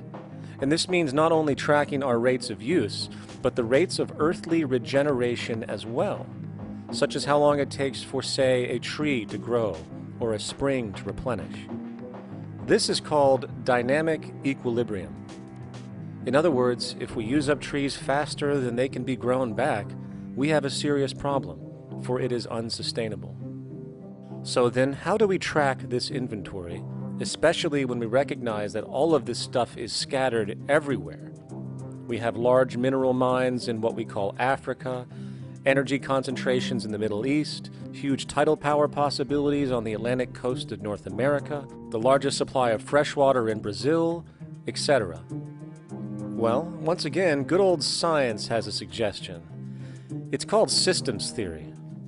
Systems theory recognizes that the fabric of the natural world, from human biology to the earthly biosphere to the gravitational pull of the solar system itself, is one huge synergistically connected system, fully interlinked. Just as human cells connect to form our organs, and the organs connect to form our bodies, and since our bodies cannot live without the earthly resources of food, air, and water, we are intrinsically connected to the earth, and so on. So, as nature suggests, we take all of this inventory and tracking data and create a system to manage it. A global resource management system, in fact, to account for every relevant resource on the planet. There is simply no logical alternative if our goal as a species is survival in the long run. We have to keep track as a whole. That understood, we can now consider production. How do we use all this stuff? What will our process of production be, and what do we need to consider to make sure it is as optimized as possible to maximize our sustainability? Well, the first thing that jumps right out at us is the fact that we need to constantly try and preserve. The planet's resources are essentially finite, so it is important that we be strategic. Strategic preservation is key. The second thing we recognize is that some resources are really not as good as others in their performance. In fact, some of this stuff, when put into use, has a terrible effect on the environment, which invariably hinders our own health. For example, oil and fossil fuels, no matter how you cut it, release some pretty destructive agents into the environment. Therefore, it is critical we do our best to use such things only when we really have to, if at all.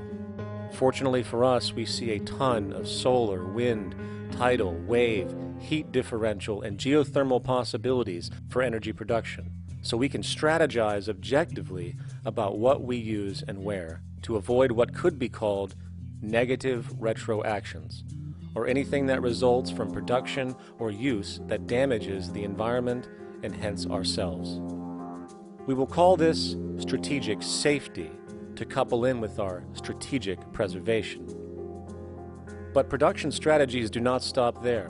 We are going to need an efficiency strategy for the actual mechanics of production itself.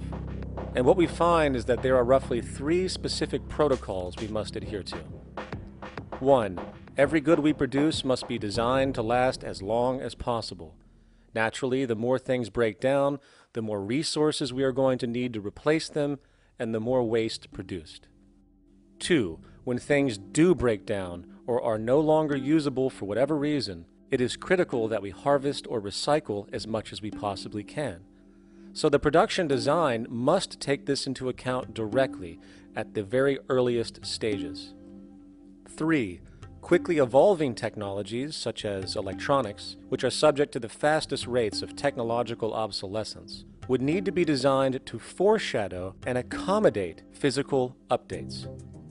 The last thing we want to do is throw away an entire computer system just because it has only one broken part or is outdated. So we simply design the components to be easily updated, part by part, standardized and universally interchangeable, foreshadowed by the current trend of technological change. And when we realize that the mechanisms of strategic preservation, strategic safety, and strategic efficiency are purely technical considerations, devoid of any human opinion or bias, we simply program these strategies into a computer which can weigh and calculate all the relevant variables, allowing us to always arrive at the absolute best method for sustainable production based on current understandings. And while that might sound complex, all it is a glorified calculator. Not to mention, such multivariate decision-making and monitoring systems are already used across the world today for isolated purposes. It is simply a process of scaling it out.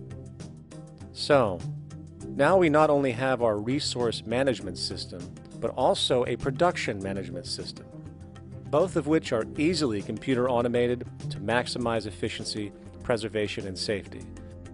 The informational reality is that the human mind, or even a group of humans, cannot track what needs to be tracked. It must be done by computers, and it can be. And this brings us to the next level, distribution. What sustainability strategies make sense here? Well, since we know that the shortest distance between 2 points is a straight line, and since energy is required to power transport machines, the less transport distance, the more efficient. Producing goods in one continent and shipping them over to another only makes sense if the goods in question simply cannot be produced in the target area. Otherwise, it is nothing but wasteful. We must localize production so distribution is simple, fast, and requires the least amount of energy. We'll call this the proximity strategy. which simply means we reduce the travel of goods as much as possible, whether raw materials or finished consumer products. Of course, it might also be important to know what goods we are transporting and why, and this falls under the category of demand.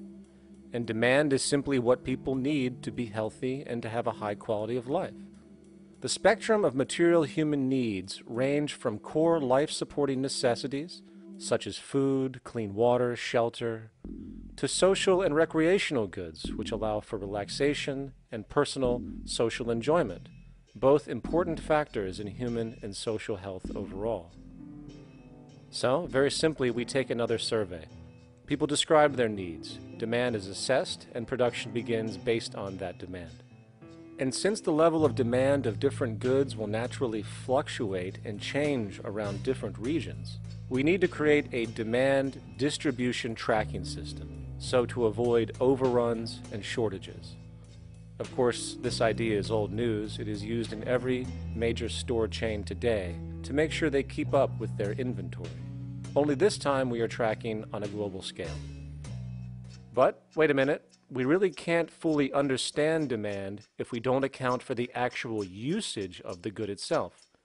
Is it logical and sustainable for every single human to, say, have one of everything made, regardless of their usage?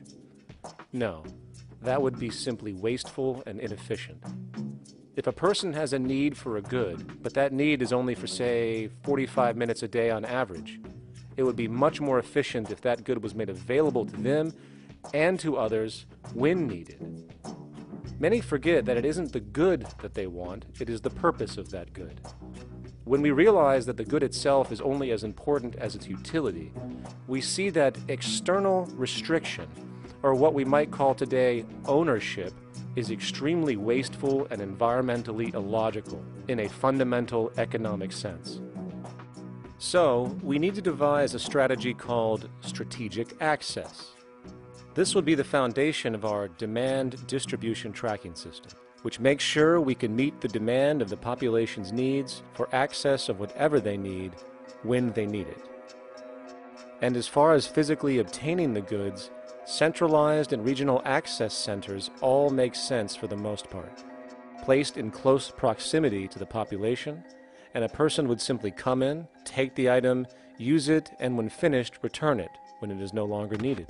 Sort of how a library works today.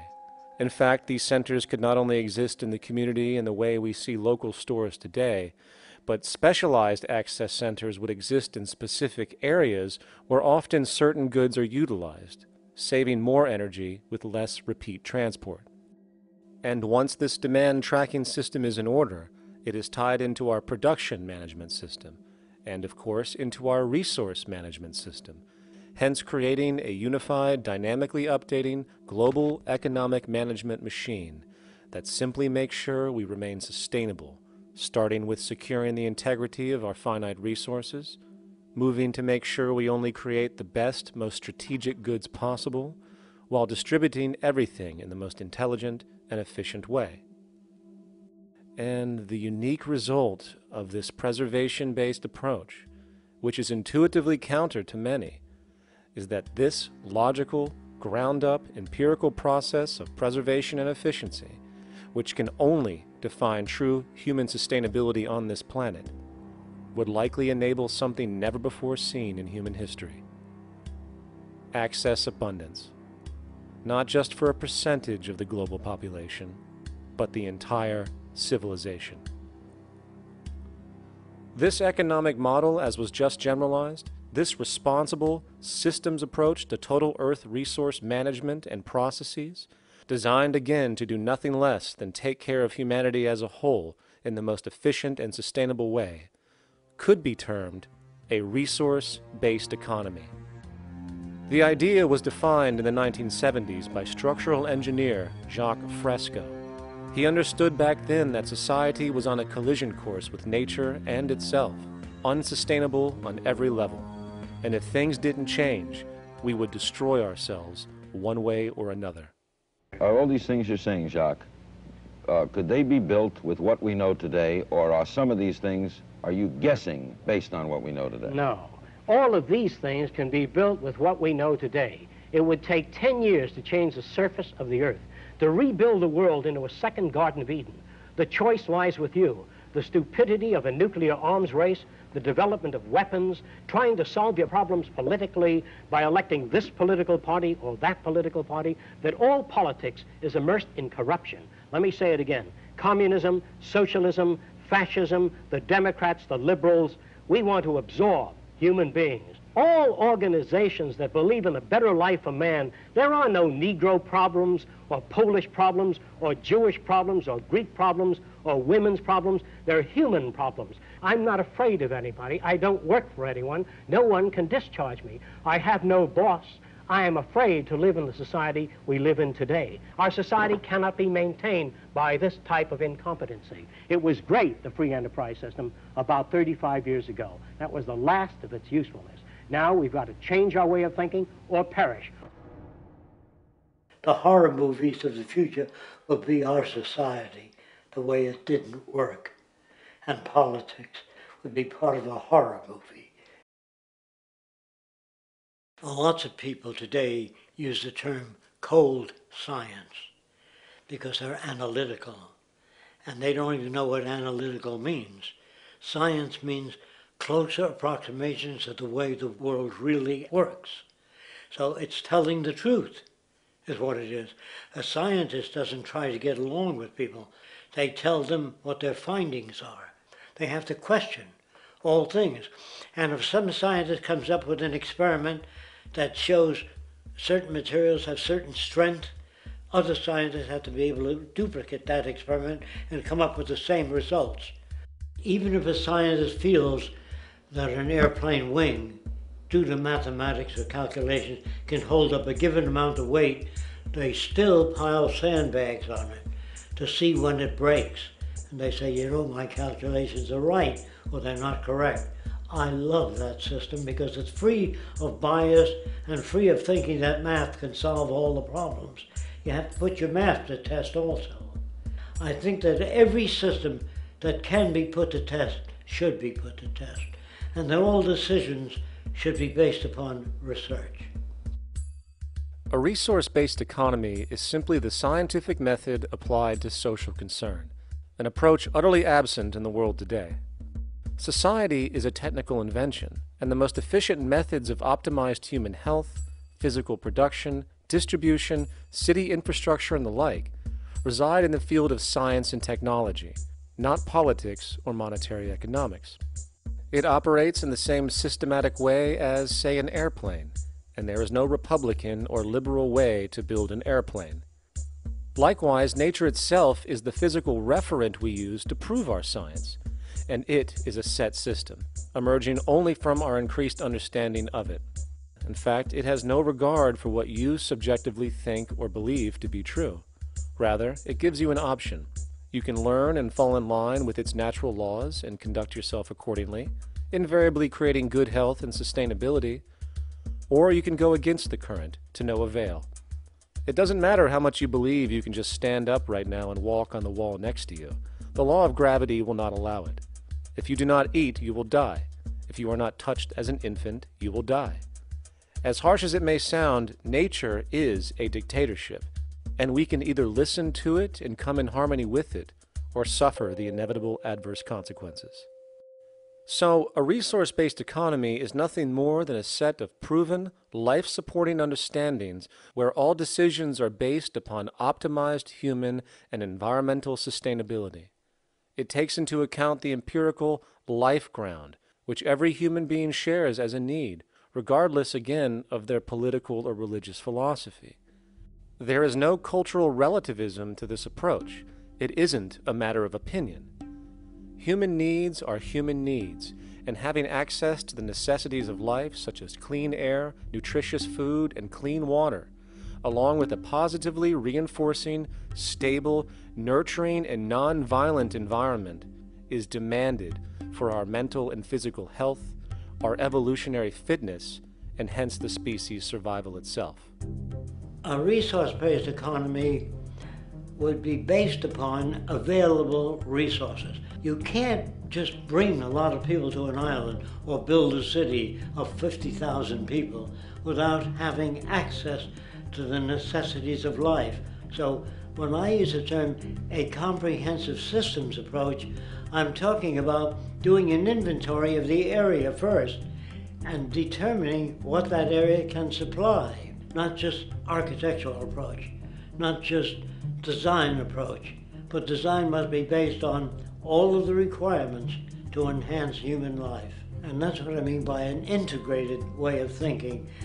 Food, clothing, shelter, warmth, love, all those things are necessary.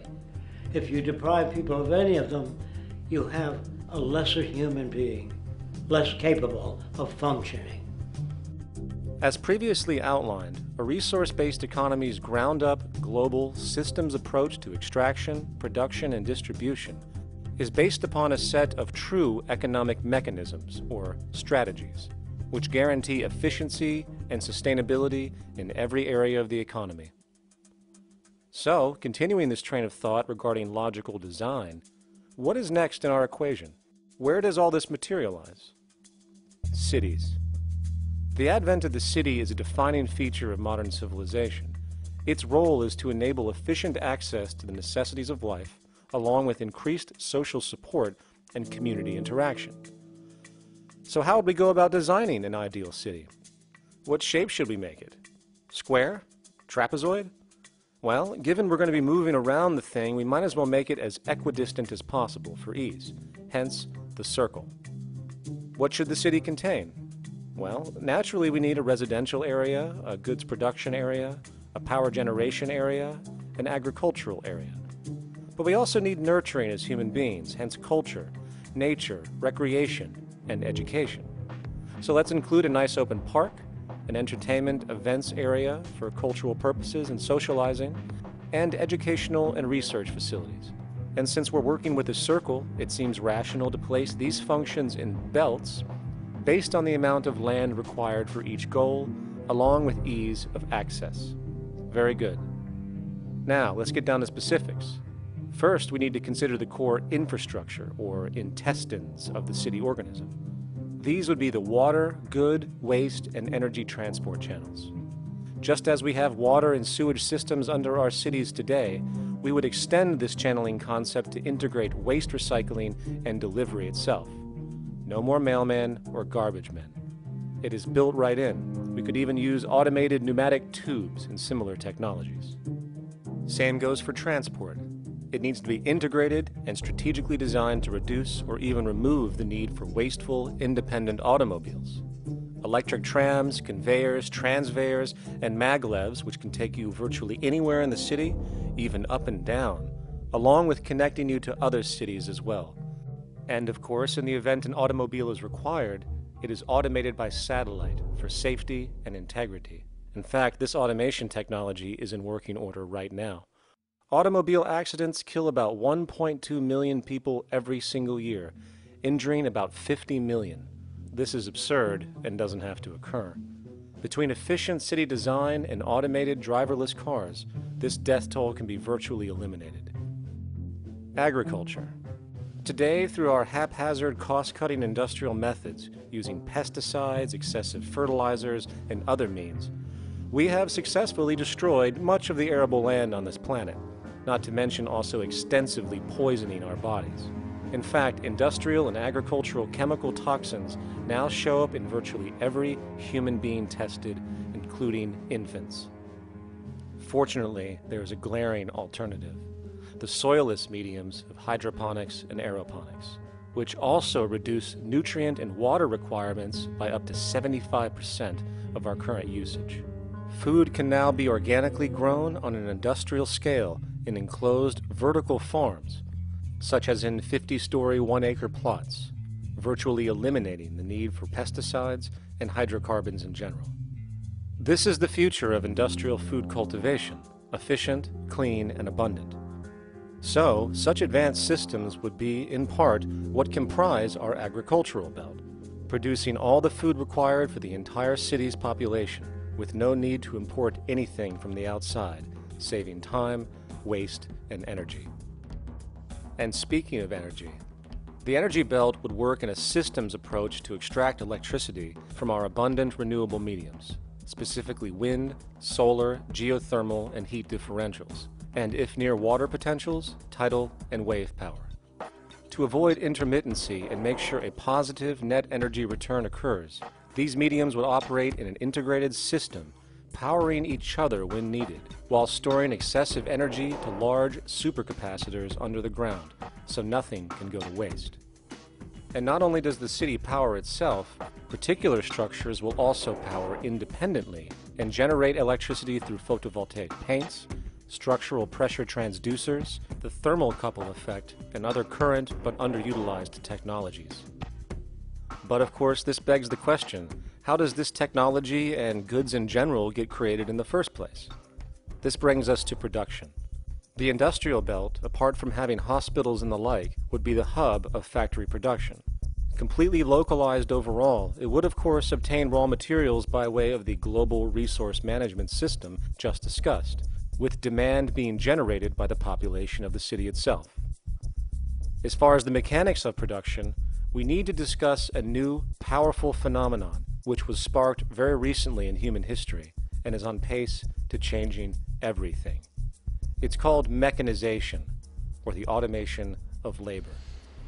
Well, if you look around you, you'll notice that almost everything that we use today is built automatically.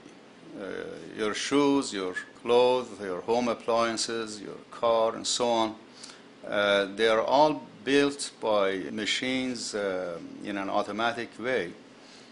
Can we say that the society has not been influenced by these major technological advancements? Of course not.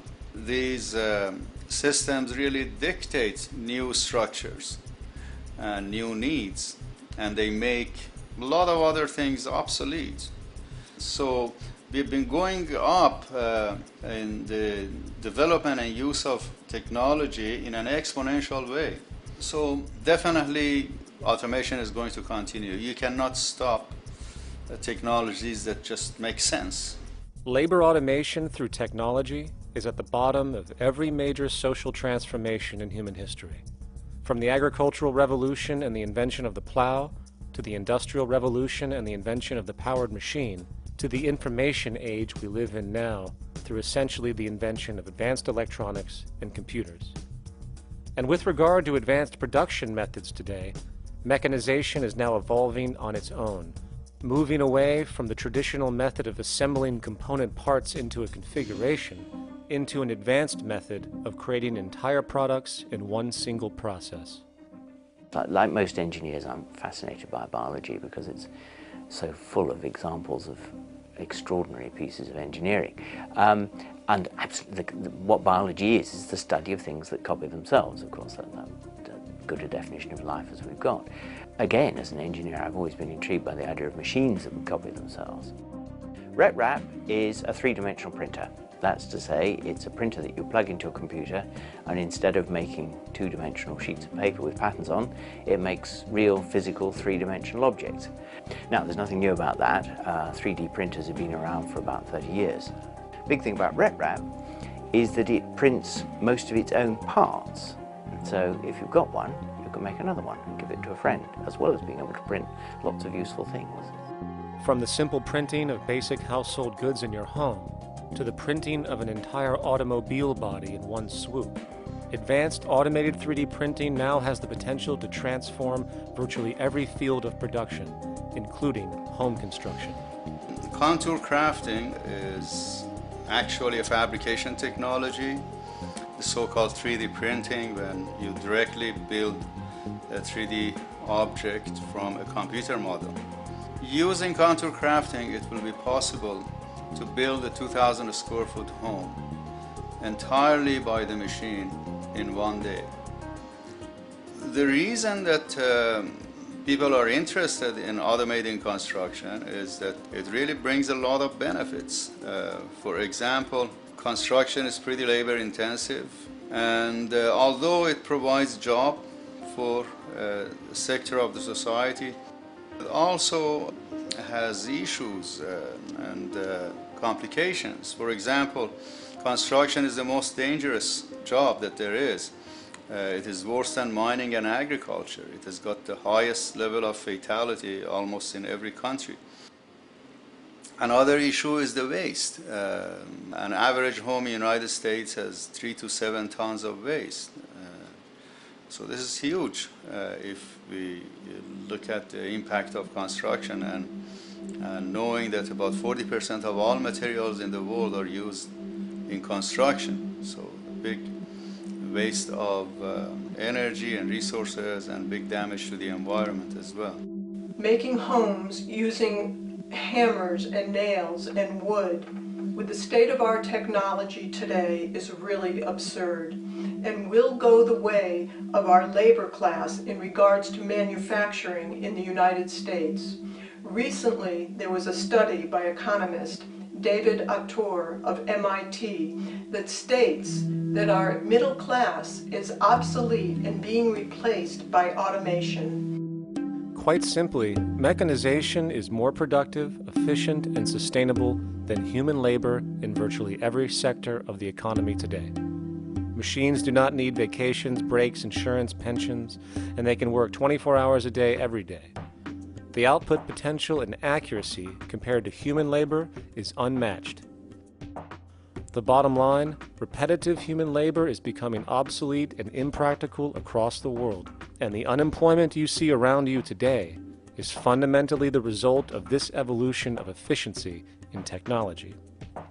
For years, market economists have dismissed this growing pattern, which could be called technological unemployment, because of the fact that new sectors always seem to emerge to reabsorb the displaced workers. Today, the service sector is the only real hub left and currently employs over 80% of the American workforce, with most industrialized countries maintaining a similar proportion. However, this sector is now being challenged increasingly by automated kiosks, automated restaurants, and even automated stores. Economists today are finally acknowledging what they have been denying for years.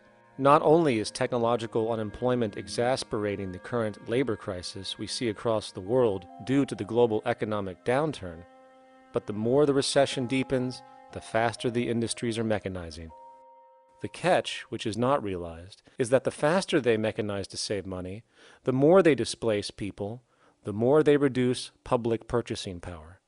This means that while the corporation can produce everything more cheaply, fewer and fewer people will actually have money to buy anything, regardless of how cheap they become. The bottom line is that the labor for income game is slowly coming to an end. In fact, if you take a moment to reflect on the jobs which are in existence today, which automation could take over right now if applied, 75% of the global workforce could be replaced by mechanization tomorrow. And this is why, in a resource-based economy, there is no monetary market system, no money at all, for there is no need. A resource-based economy recognizes the efficiency of mechanization and accepts it for what it offers. It doesn't fight it like we do today. Why? Because it is irresponsible not to, given any interest in efficiency and sustainability. And this brings us back to our city system. In the center is the central dome, which not only houses the educational facilities and transportation hub, it also hosts the mainframe that runs the city's technical operations. The city is, in fact, one big automated machine. It has sensors in all technical belts to track the progress of agriculture, energy gathering, production, distribution, and the like. Now, would people be needed to oversee these operations in the event of a malfunction or the like? Most probably yes, but that number would decrease over time as improvements continue. However, as of today, maybe 3% of the city population would be needed for this job when you break it down. And I can assure you that in an economic system which is actually designed to take care of you and secure your well-being, without you having to submit to a private dictatorship on a daily basis, usually to a job that is either technically unnecessary or socially pointless, while often struggling with debt that doesn't exist just to make ends meet. I guarantee you people will volunteer their time left and right to maintain and improve a system that actually takes care of them. And coupled with this issue of incentive comes the common assumption that if there isn't some external pressure for one to work for a living, people will just sit around, do nothing, and turn into fat, lazy blobs. This is nonsense. The labor system we have today is in fact the generator of laziness, not a resolver of it. If you think back to when you were a child, full of life, interested in new things to understand, likely creating and exploring, but as time went on, the system pushed you into the focus of figuring out how to make money. And from early education to study at a university, you are narrowed, only to emerge as a creature which serves as a cog in a wheel in a model that sends all the fruits to the upper 1%. Scientific studies have now shown that people are, in fact, not motivated by monetary reward when it comes to ingenuity and creation. The creation itself is the reward. Money, in fact, appears only to serve as an incentive for repetitive, mundane actions, a role we have just now shown can be replaced by machine.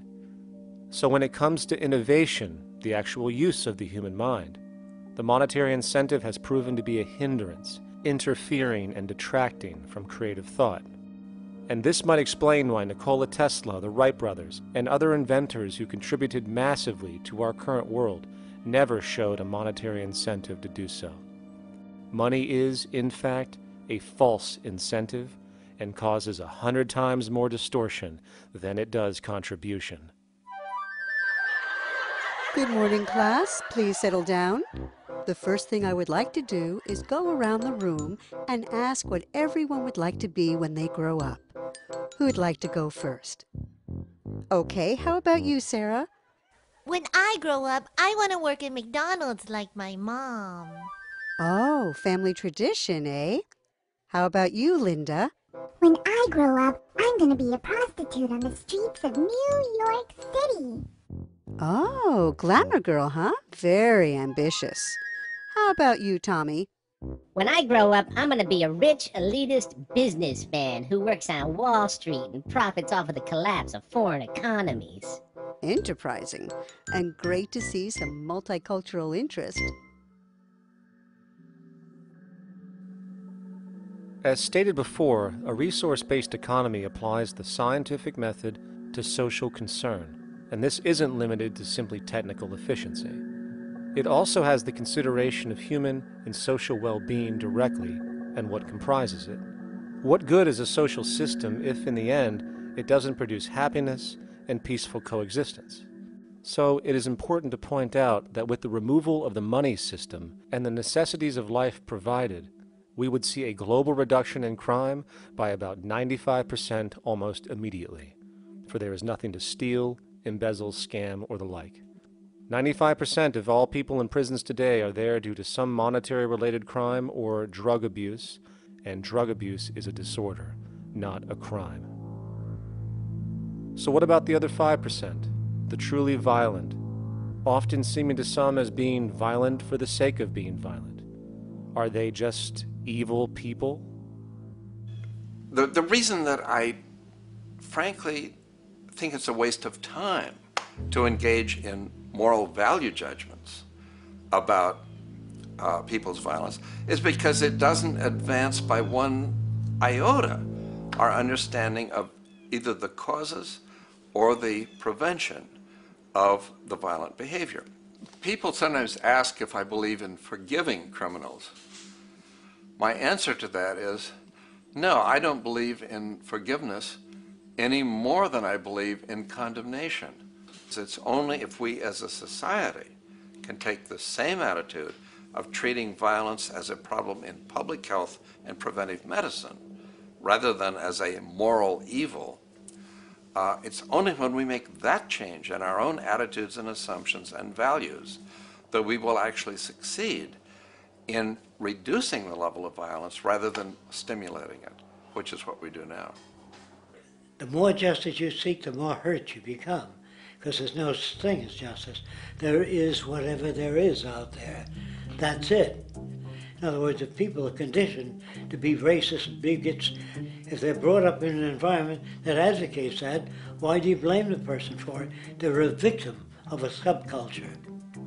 Therefore, they have to be helped. The point is, we have to redesign the environment that produces aberrant behavior. That's the problem, not putting a person in jail. That's why judges, lawyers, freedom of choice, such concepts are dangerous, because it gives you misinformation that the person is bad or that person is a serial killer. Serial killers are made, just like soldiers become serial killers with a machine gun. They become killing machines, but nobody looks at them as murderers or assassins, because that's natural. So we blame people. We say, well, this guy was a Nazi, he tortured Jews. No, he was brought up to torture Jews. Once you accept the fact that people have individual choices and they're free to make those choices, free to make choices means without being influenced. And I can't understand that at all. All of us are influenced in all our choices by the culture we live in, by our parents, and by the values that dominate. So we're influenced. So there can't be free choices. What's the greatest country in the world? The true answer, I haven't been all over the world, and I don't know enough about different cultures to answer that question. I don't know anybody that speaks that way. They say, it's good old USA, the greatest country in the world. There's no survey. Have you been to India? No. Have you been to England? No. Have you been to France? No. What do you make your assumptions on? They can't answer. They get mad at you. They say, well, goddamn it, who the hell are you to tell me what to think? You know, don't forget, you're dealing with aberrated people. They're not responsible for their answers. They're victims of culture. That means they've been influenced by their culture.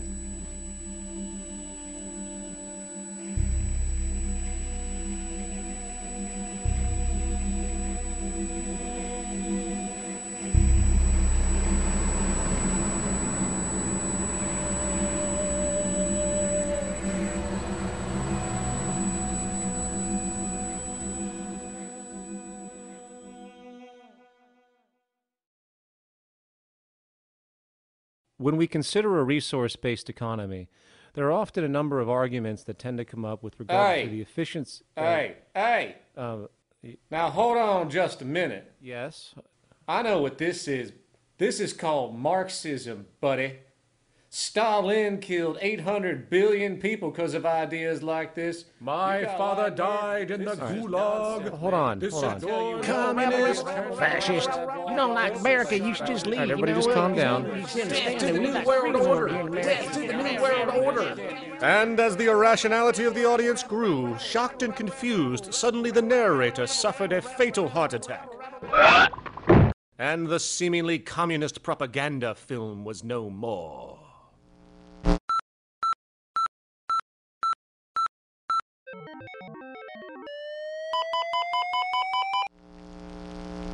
You know, I've said that sort of thing to people in think tank type of situations, and you know, these Club of Rome types and so forth. Marxist? What Marxist? Where did that come from? You know, they got this icon they hold on to as their holy grail, and it's such an easy one, you know. People ask if I'm a socialist or a communist or a capitalist, and I say I'm none of the above. And why do you think that those are the only options? All of those political constructs were created by writers who assumed that we lived on a planet of infinite resources. Not a one of those political philosophies even contemplates that there might be a shortage of anything. I believe that communism, socialism, free enterprise, fascism are part of social evolution, that you can't take a giant step from one culture to another, but they're in-between systems. Before there's any ism, we've got a life ground, and the life ground is, as I just described most easily, it's all the conditions required to take your next breath, and that involves the air you breathe, the water you get, the safety you have, the education you can access, all these things that we share and use and that no life in any culture can do without. So we've got to reset down to the life ground, and the life ground is no longer any ism. It's life value analysis. It's simply a matter of historical fact that the dominant intellectual culture of any particular society reflects the interest of the dominant group in that society. In a slave-owning society, the beliefs about human beings and human rights and so on will reflect the needs of the slave owners. In a society which again is based on the power of certain people to control and profit from the lives and work of millions of others, the dominant intellectual culture will reflect the needs of the dominant group. And so that if you look across the board, the ideas that pervade psychology and sociology and history and political economy and political science fundamentally reflect certain elite interests. And the academics who question that too much tend to get shunted to the side or to be seen as sort of radicals. The dominant values of a culture tend to support and perpetuate what is rewarded by that culture. And in a society where success and status is measured by material wealth, not social contribution, it is easy to see why the state of the world is what it is today. We are dealing with a values system disorder, completely denatured, where the priority of personal and social health have become secondary to the detrimental notions of artificial wealth and limitless growth. And like a virus, this disorder now permeates every facet of government, news media, entertainment, and even academia. And built into its structure are mechanisms of protection from anything that might interfere. Disciples of the monetary market religion, the self-appointed guardians of the status quo, constantly seek out ways to avoid any form of thought which might interfere with their beliefs, the most common of which are projected dualities. If you are not a Republican, you must be a Democrat. If you are not a Christian, you might be a Satanist. And if you feel society can be greatly improved to consider perhaps, I don't know, taking care of everyone, you're just a utopianist. And the most insidious of them all, if you are not for the free market, you must be against freedom itself. I'm a believer in freedom. Every time you hear the word freedom being said anywhere or government interference said anywhere, it means, decoded, blocking maximization of turning money into more money for private money possessors. That's it. Every other thing they'll say, oh, we need more commodities for people, oh, this is freedom against tyranny and so forth. Every time you see it, you can decode it down to that. And I think you'll find a one-to-one correlation with every time they use it. And this is a sense in which we might call it's a syntax, a governing syntax of understanding and of value, so that it governs beneath their own recognition of it. So they may not say, oh, I didn't mean that at all, but in fact, that's what they do. Just like you may speak a grammar, and you have rules of grammar you follow without recognizing what the rules are. And so what we have is what I call the ruling value syntax that underlies this. So every time they use these words, government interference, lack of freedom, or progress, or development, you can decode them all to come back to mean that. Of course, when you hear the word freedom, it tends to be in the same sentence with something called democracy.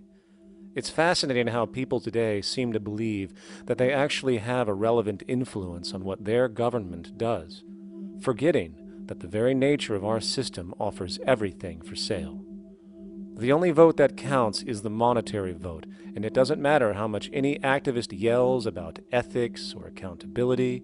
In a market system, every politician, every legislation, and hence every government is for sale. And even with the $20 trillion bank bailout starting in 2007, an amount of money which could have changed, say, the global energy infrastructure to fully renewable methods, instead going to a series of institutions that literally do nothing to help society, institutions that could be removed tomorrow with no recourse. The blind conditioning that politics and politicians exist for the public well-being still continues. The fact is, politics is a business, no different than any other in a market system, and they care about their self-interest before anything else. I don't really, honestly, deep down believe in political action. I think the system contracts and expands as it wants to. It accommodates these changes. I think the civil rights movement was an accommodation on the part of those who own the country. I think they see where their self-interest lies. They see a certain amount of freedom seems good, an illusion of liberty. Give these people a voting day every year so that they'll have the illusion of meaningless choice. Meaningless choice, that we go like slaves and say, "Oh, I voted." The limits of debate in this country are established before the debate even begins, and everyone else is marginalized. They're made to seem either to be communists or some sort of disloyal person. A kook, there's a word. And now it's conspiracy. See, they've made that something that should not be even entertained for a minute, that powerful people might get together and have a plan. Doesn't happen. You're a kook. You're a conspiracy buff. And of all the mechanisms of defense of this system, there are two that repeatedly come up. The first is this idea that the system has been the cause of the material progress we have seen on this planet. Well, no.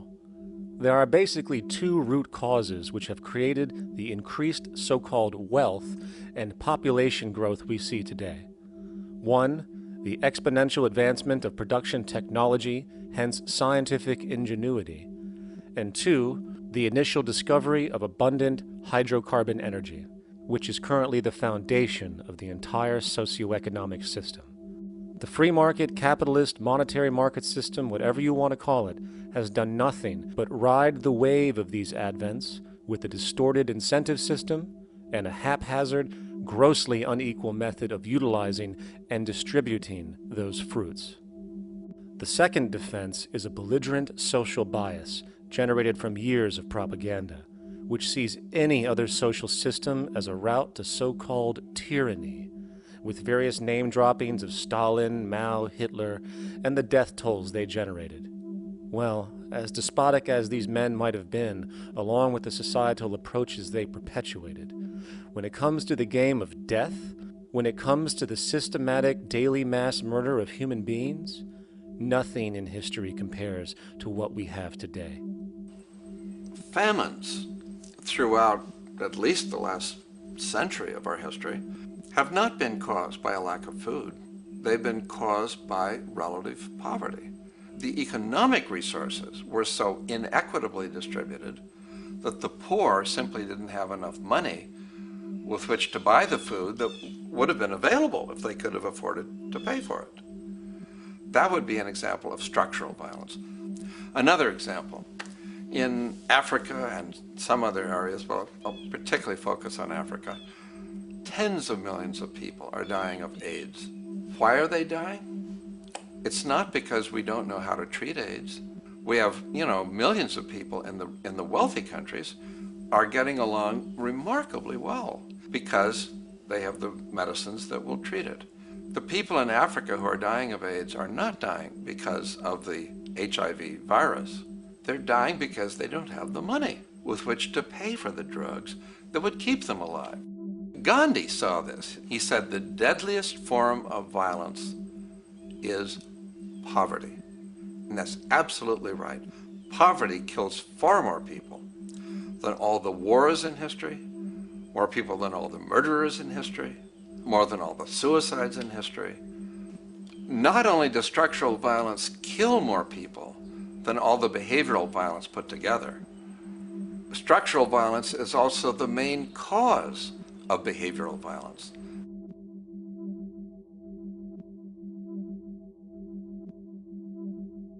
Oil is the foundation of, and it is present throughout the edifice of human civilization. There are 10 calories of hydrocarbon energy, oil and natural gas, in every calorie of food you and I eat in the industrialized world.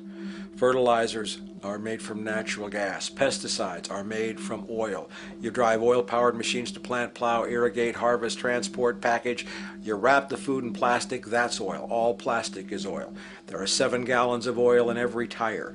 Oil is everywhere. It's ubiquitous. And it's only because of oil that there are 7 billion people, or almost 7 billion people on this planet right now. The arrival of this cheap, easy energy, which is equivalent, by the way, to billions of slaves working around the clock, changed the world in such a radical way over the last century, and the population has gone up 10 times. But by 2050, oil supply is able to support less than half the present world's population in their present way of life.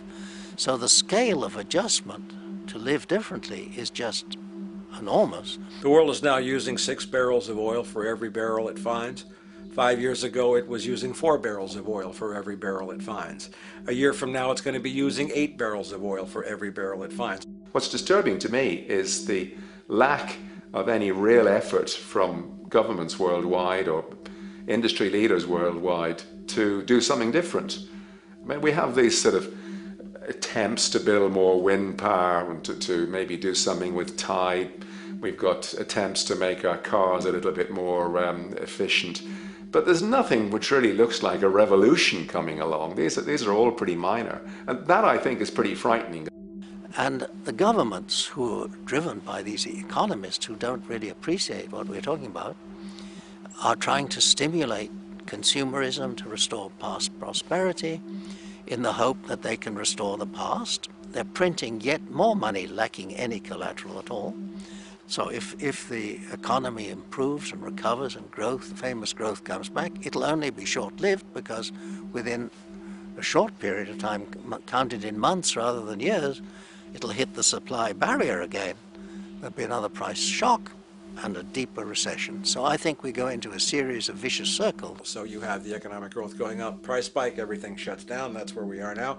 Then it starts to come up again. But what we have now is this area where there's no more ability to produce cheap energy. We're at the peak. We're on the downslope of oil production. No way you're going to get any more out of the ground any faster, which means that things shut down. The price of oil drops, which it did in early 2009, but then as you have an ersatz so-called recovery, the price of oil starts to come back. It's recently been hovering around $80 a barrel, and what we see is at $80 a barrel now, with the economic and financial collapse, people are having a hard time affording that. World oil production right now is about 86 million barrels a day. Over 10 years, you're looking at roughly 40 million barrels a day having to be replaced. There's nothing around which can come even within 1% of meeting that sort of demand. If we don't do something pretty quickly, there's going to be a huge energy deficiency. I think the big mistake is in not recognizing a decade or so ago that a concerted effort needed to be made to develop these sustainable forms of energy. I think that's something our grandchildren will look back on with total disbelief. You people knew that you were dealing with a finite commodity. How could you possibly have built your economy around something which was going to disappear? For the first time in human history, the species is now faced with the depletion of a core resource central to our current system of survival. And the punchline of the whole thing is that even with oil becoming more and more scarce, the economic system will still blindly push its cancerous growth model, so people can go out and buy more oil-powered cars to generate GDP and jobs, exacerbating the decline. Are there solutions to replace the edifice of the hydrocarbon economy? Of course. But the path needed to accomplish these changes will not manifest through the market system protocols required, since new solutions can only be implemented through the profit mechanism. People are not investing in renewable energies because there is no money in it in both the long and short term, and the commitment needed to make it happen can only occur at a severe financial loss. Hence, there is no monetary incentive, and in this system, if there's no monetary incentive, things do not happen. And on top of it all, peak oil is just one of many surfacing consequences of the environmental social train wreck gaining speed today. Other declines include freshwater, the very fabric of our existence, which is currently showing shortages for 2.8 billion people, and those shortages are on pace to reach 4 billion by 2030. Food production, the destruction of arable cropland, from which 99.7% of all human food comes from today, is occurring up to 40 times faster than it is being replenished. And over the last 40 years, 30% of the arable land has become unproductive. Not to mention that hydrocarbons are the backbone of agriculture today, and as it declines, so will the food supply. As far as resources in general, at our current patterns of consumption, by 2030 we will need 2 planets to continue our rates. not to mention the continual destruction of life-supporting biodiversity, causing extinction spasms and environmental destabilization across the globe. And with all of these declines, we have the near exponential population growth, where by 2030 there might be over 8 billion people on this planet. Energy production alone would need to increase 44% by 2030 to meet such demand. And again, since money is the only initiator of action, are we to expect that any country on the planet is going to be able to afford the massive changes needed to revolutionize agriculture, water processing, energy production, and the like, when the global debt pyramid scheme is slowly shutting the entire world down? Not to mention the fact that the unemployment you currently see is going to become normality due to the nature of technological unemployment. The jobs are not coming back. And finally, a broad social perspective. From 1970 to 2010, poverty on this planet doubled due to this system. And given our current state, do you honestly think we will see anything less than more doubling, more suffering, and more mass starvation? There is not going to be any recovery. This is not some long depression that we're someday going to pull out of. I think the next phase we're going to see after the next round of economic collapse is massive civil unrest, when employment checks stop being paid because the states have no money left. And when things get so bad that people lose confidence in their elected leaders, they will demand change if we don't kill each other in the process or destroy the environment.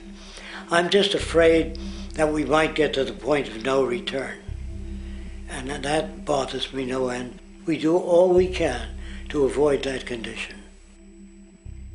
It's clear that we're on the verge of a great transition in human life. What we face now is this fundamental change of the life we've known over the last century. There has to be a link between the economy and the resources of this planet, the resources being, of course, all animal and plant life, the health of the oceans and everything else. This is a monetary paradigm that will not let go until it's killed the last human being. The in-group will do all it can to stay in power. And that's what you got to keep in mind. They'll use the Army and Navy and lies or whatever they have to use to keep in power. They're not about to give it up because they don't know of any other system that will perpetuate their kind.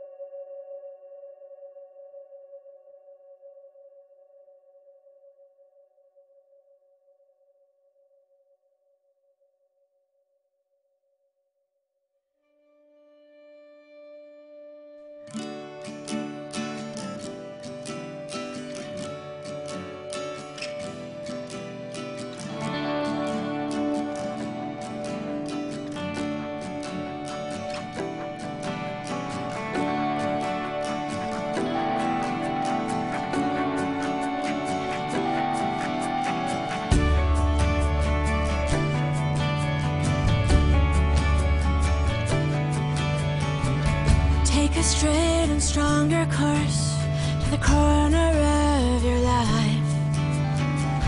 Just remember that the goal is for us all to capture all we want.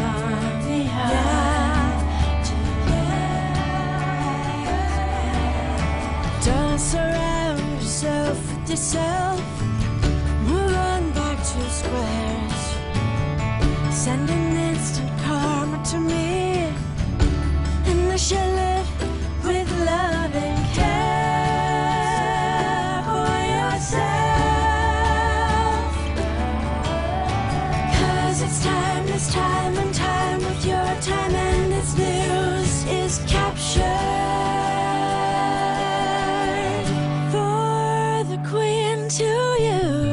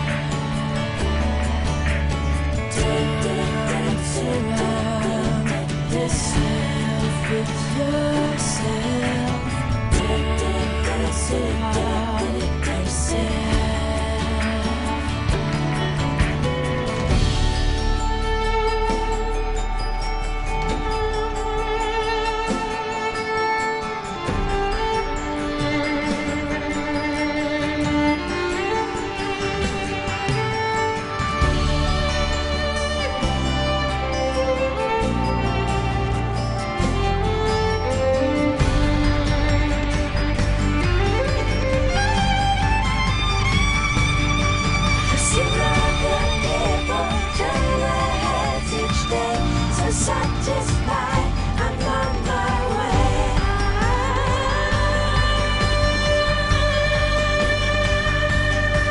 To see other people turn their heads each day. So satisfied, I'm on my way. To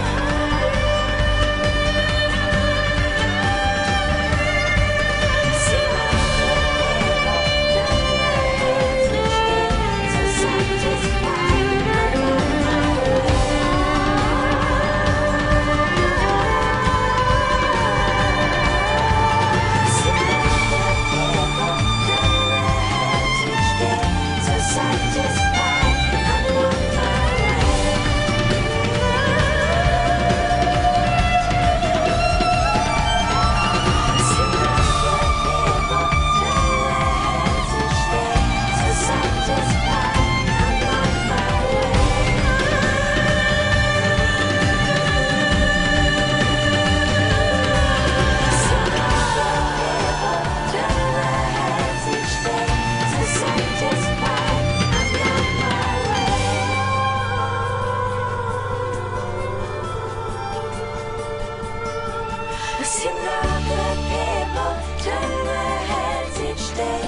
Satisfied, I'm on my way.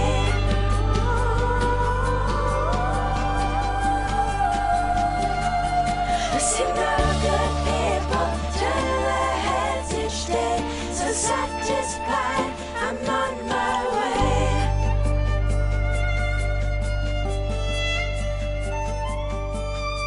I see no good people turn their heads each day. So satisfied,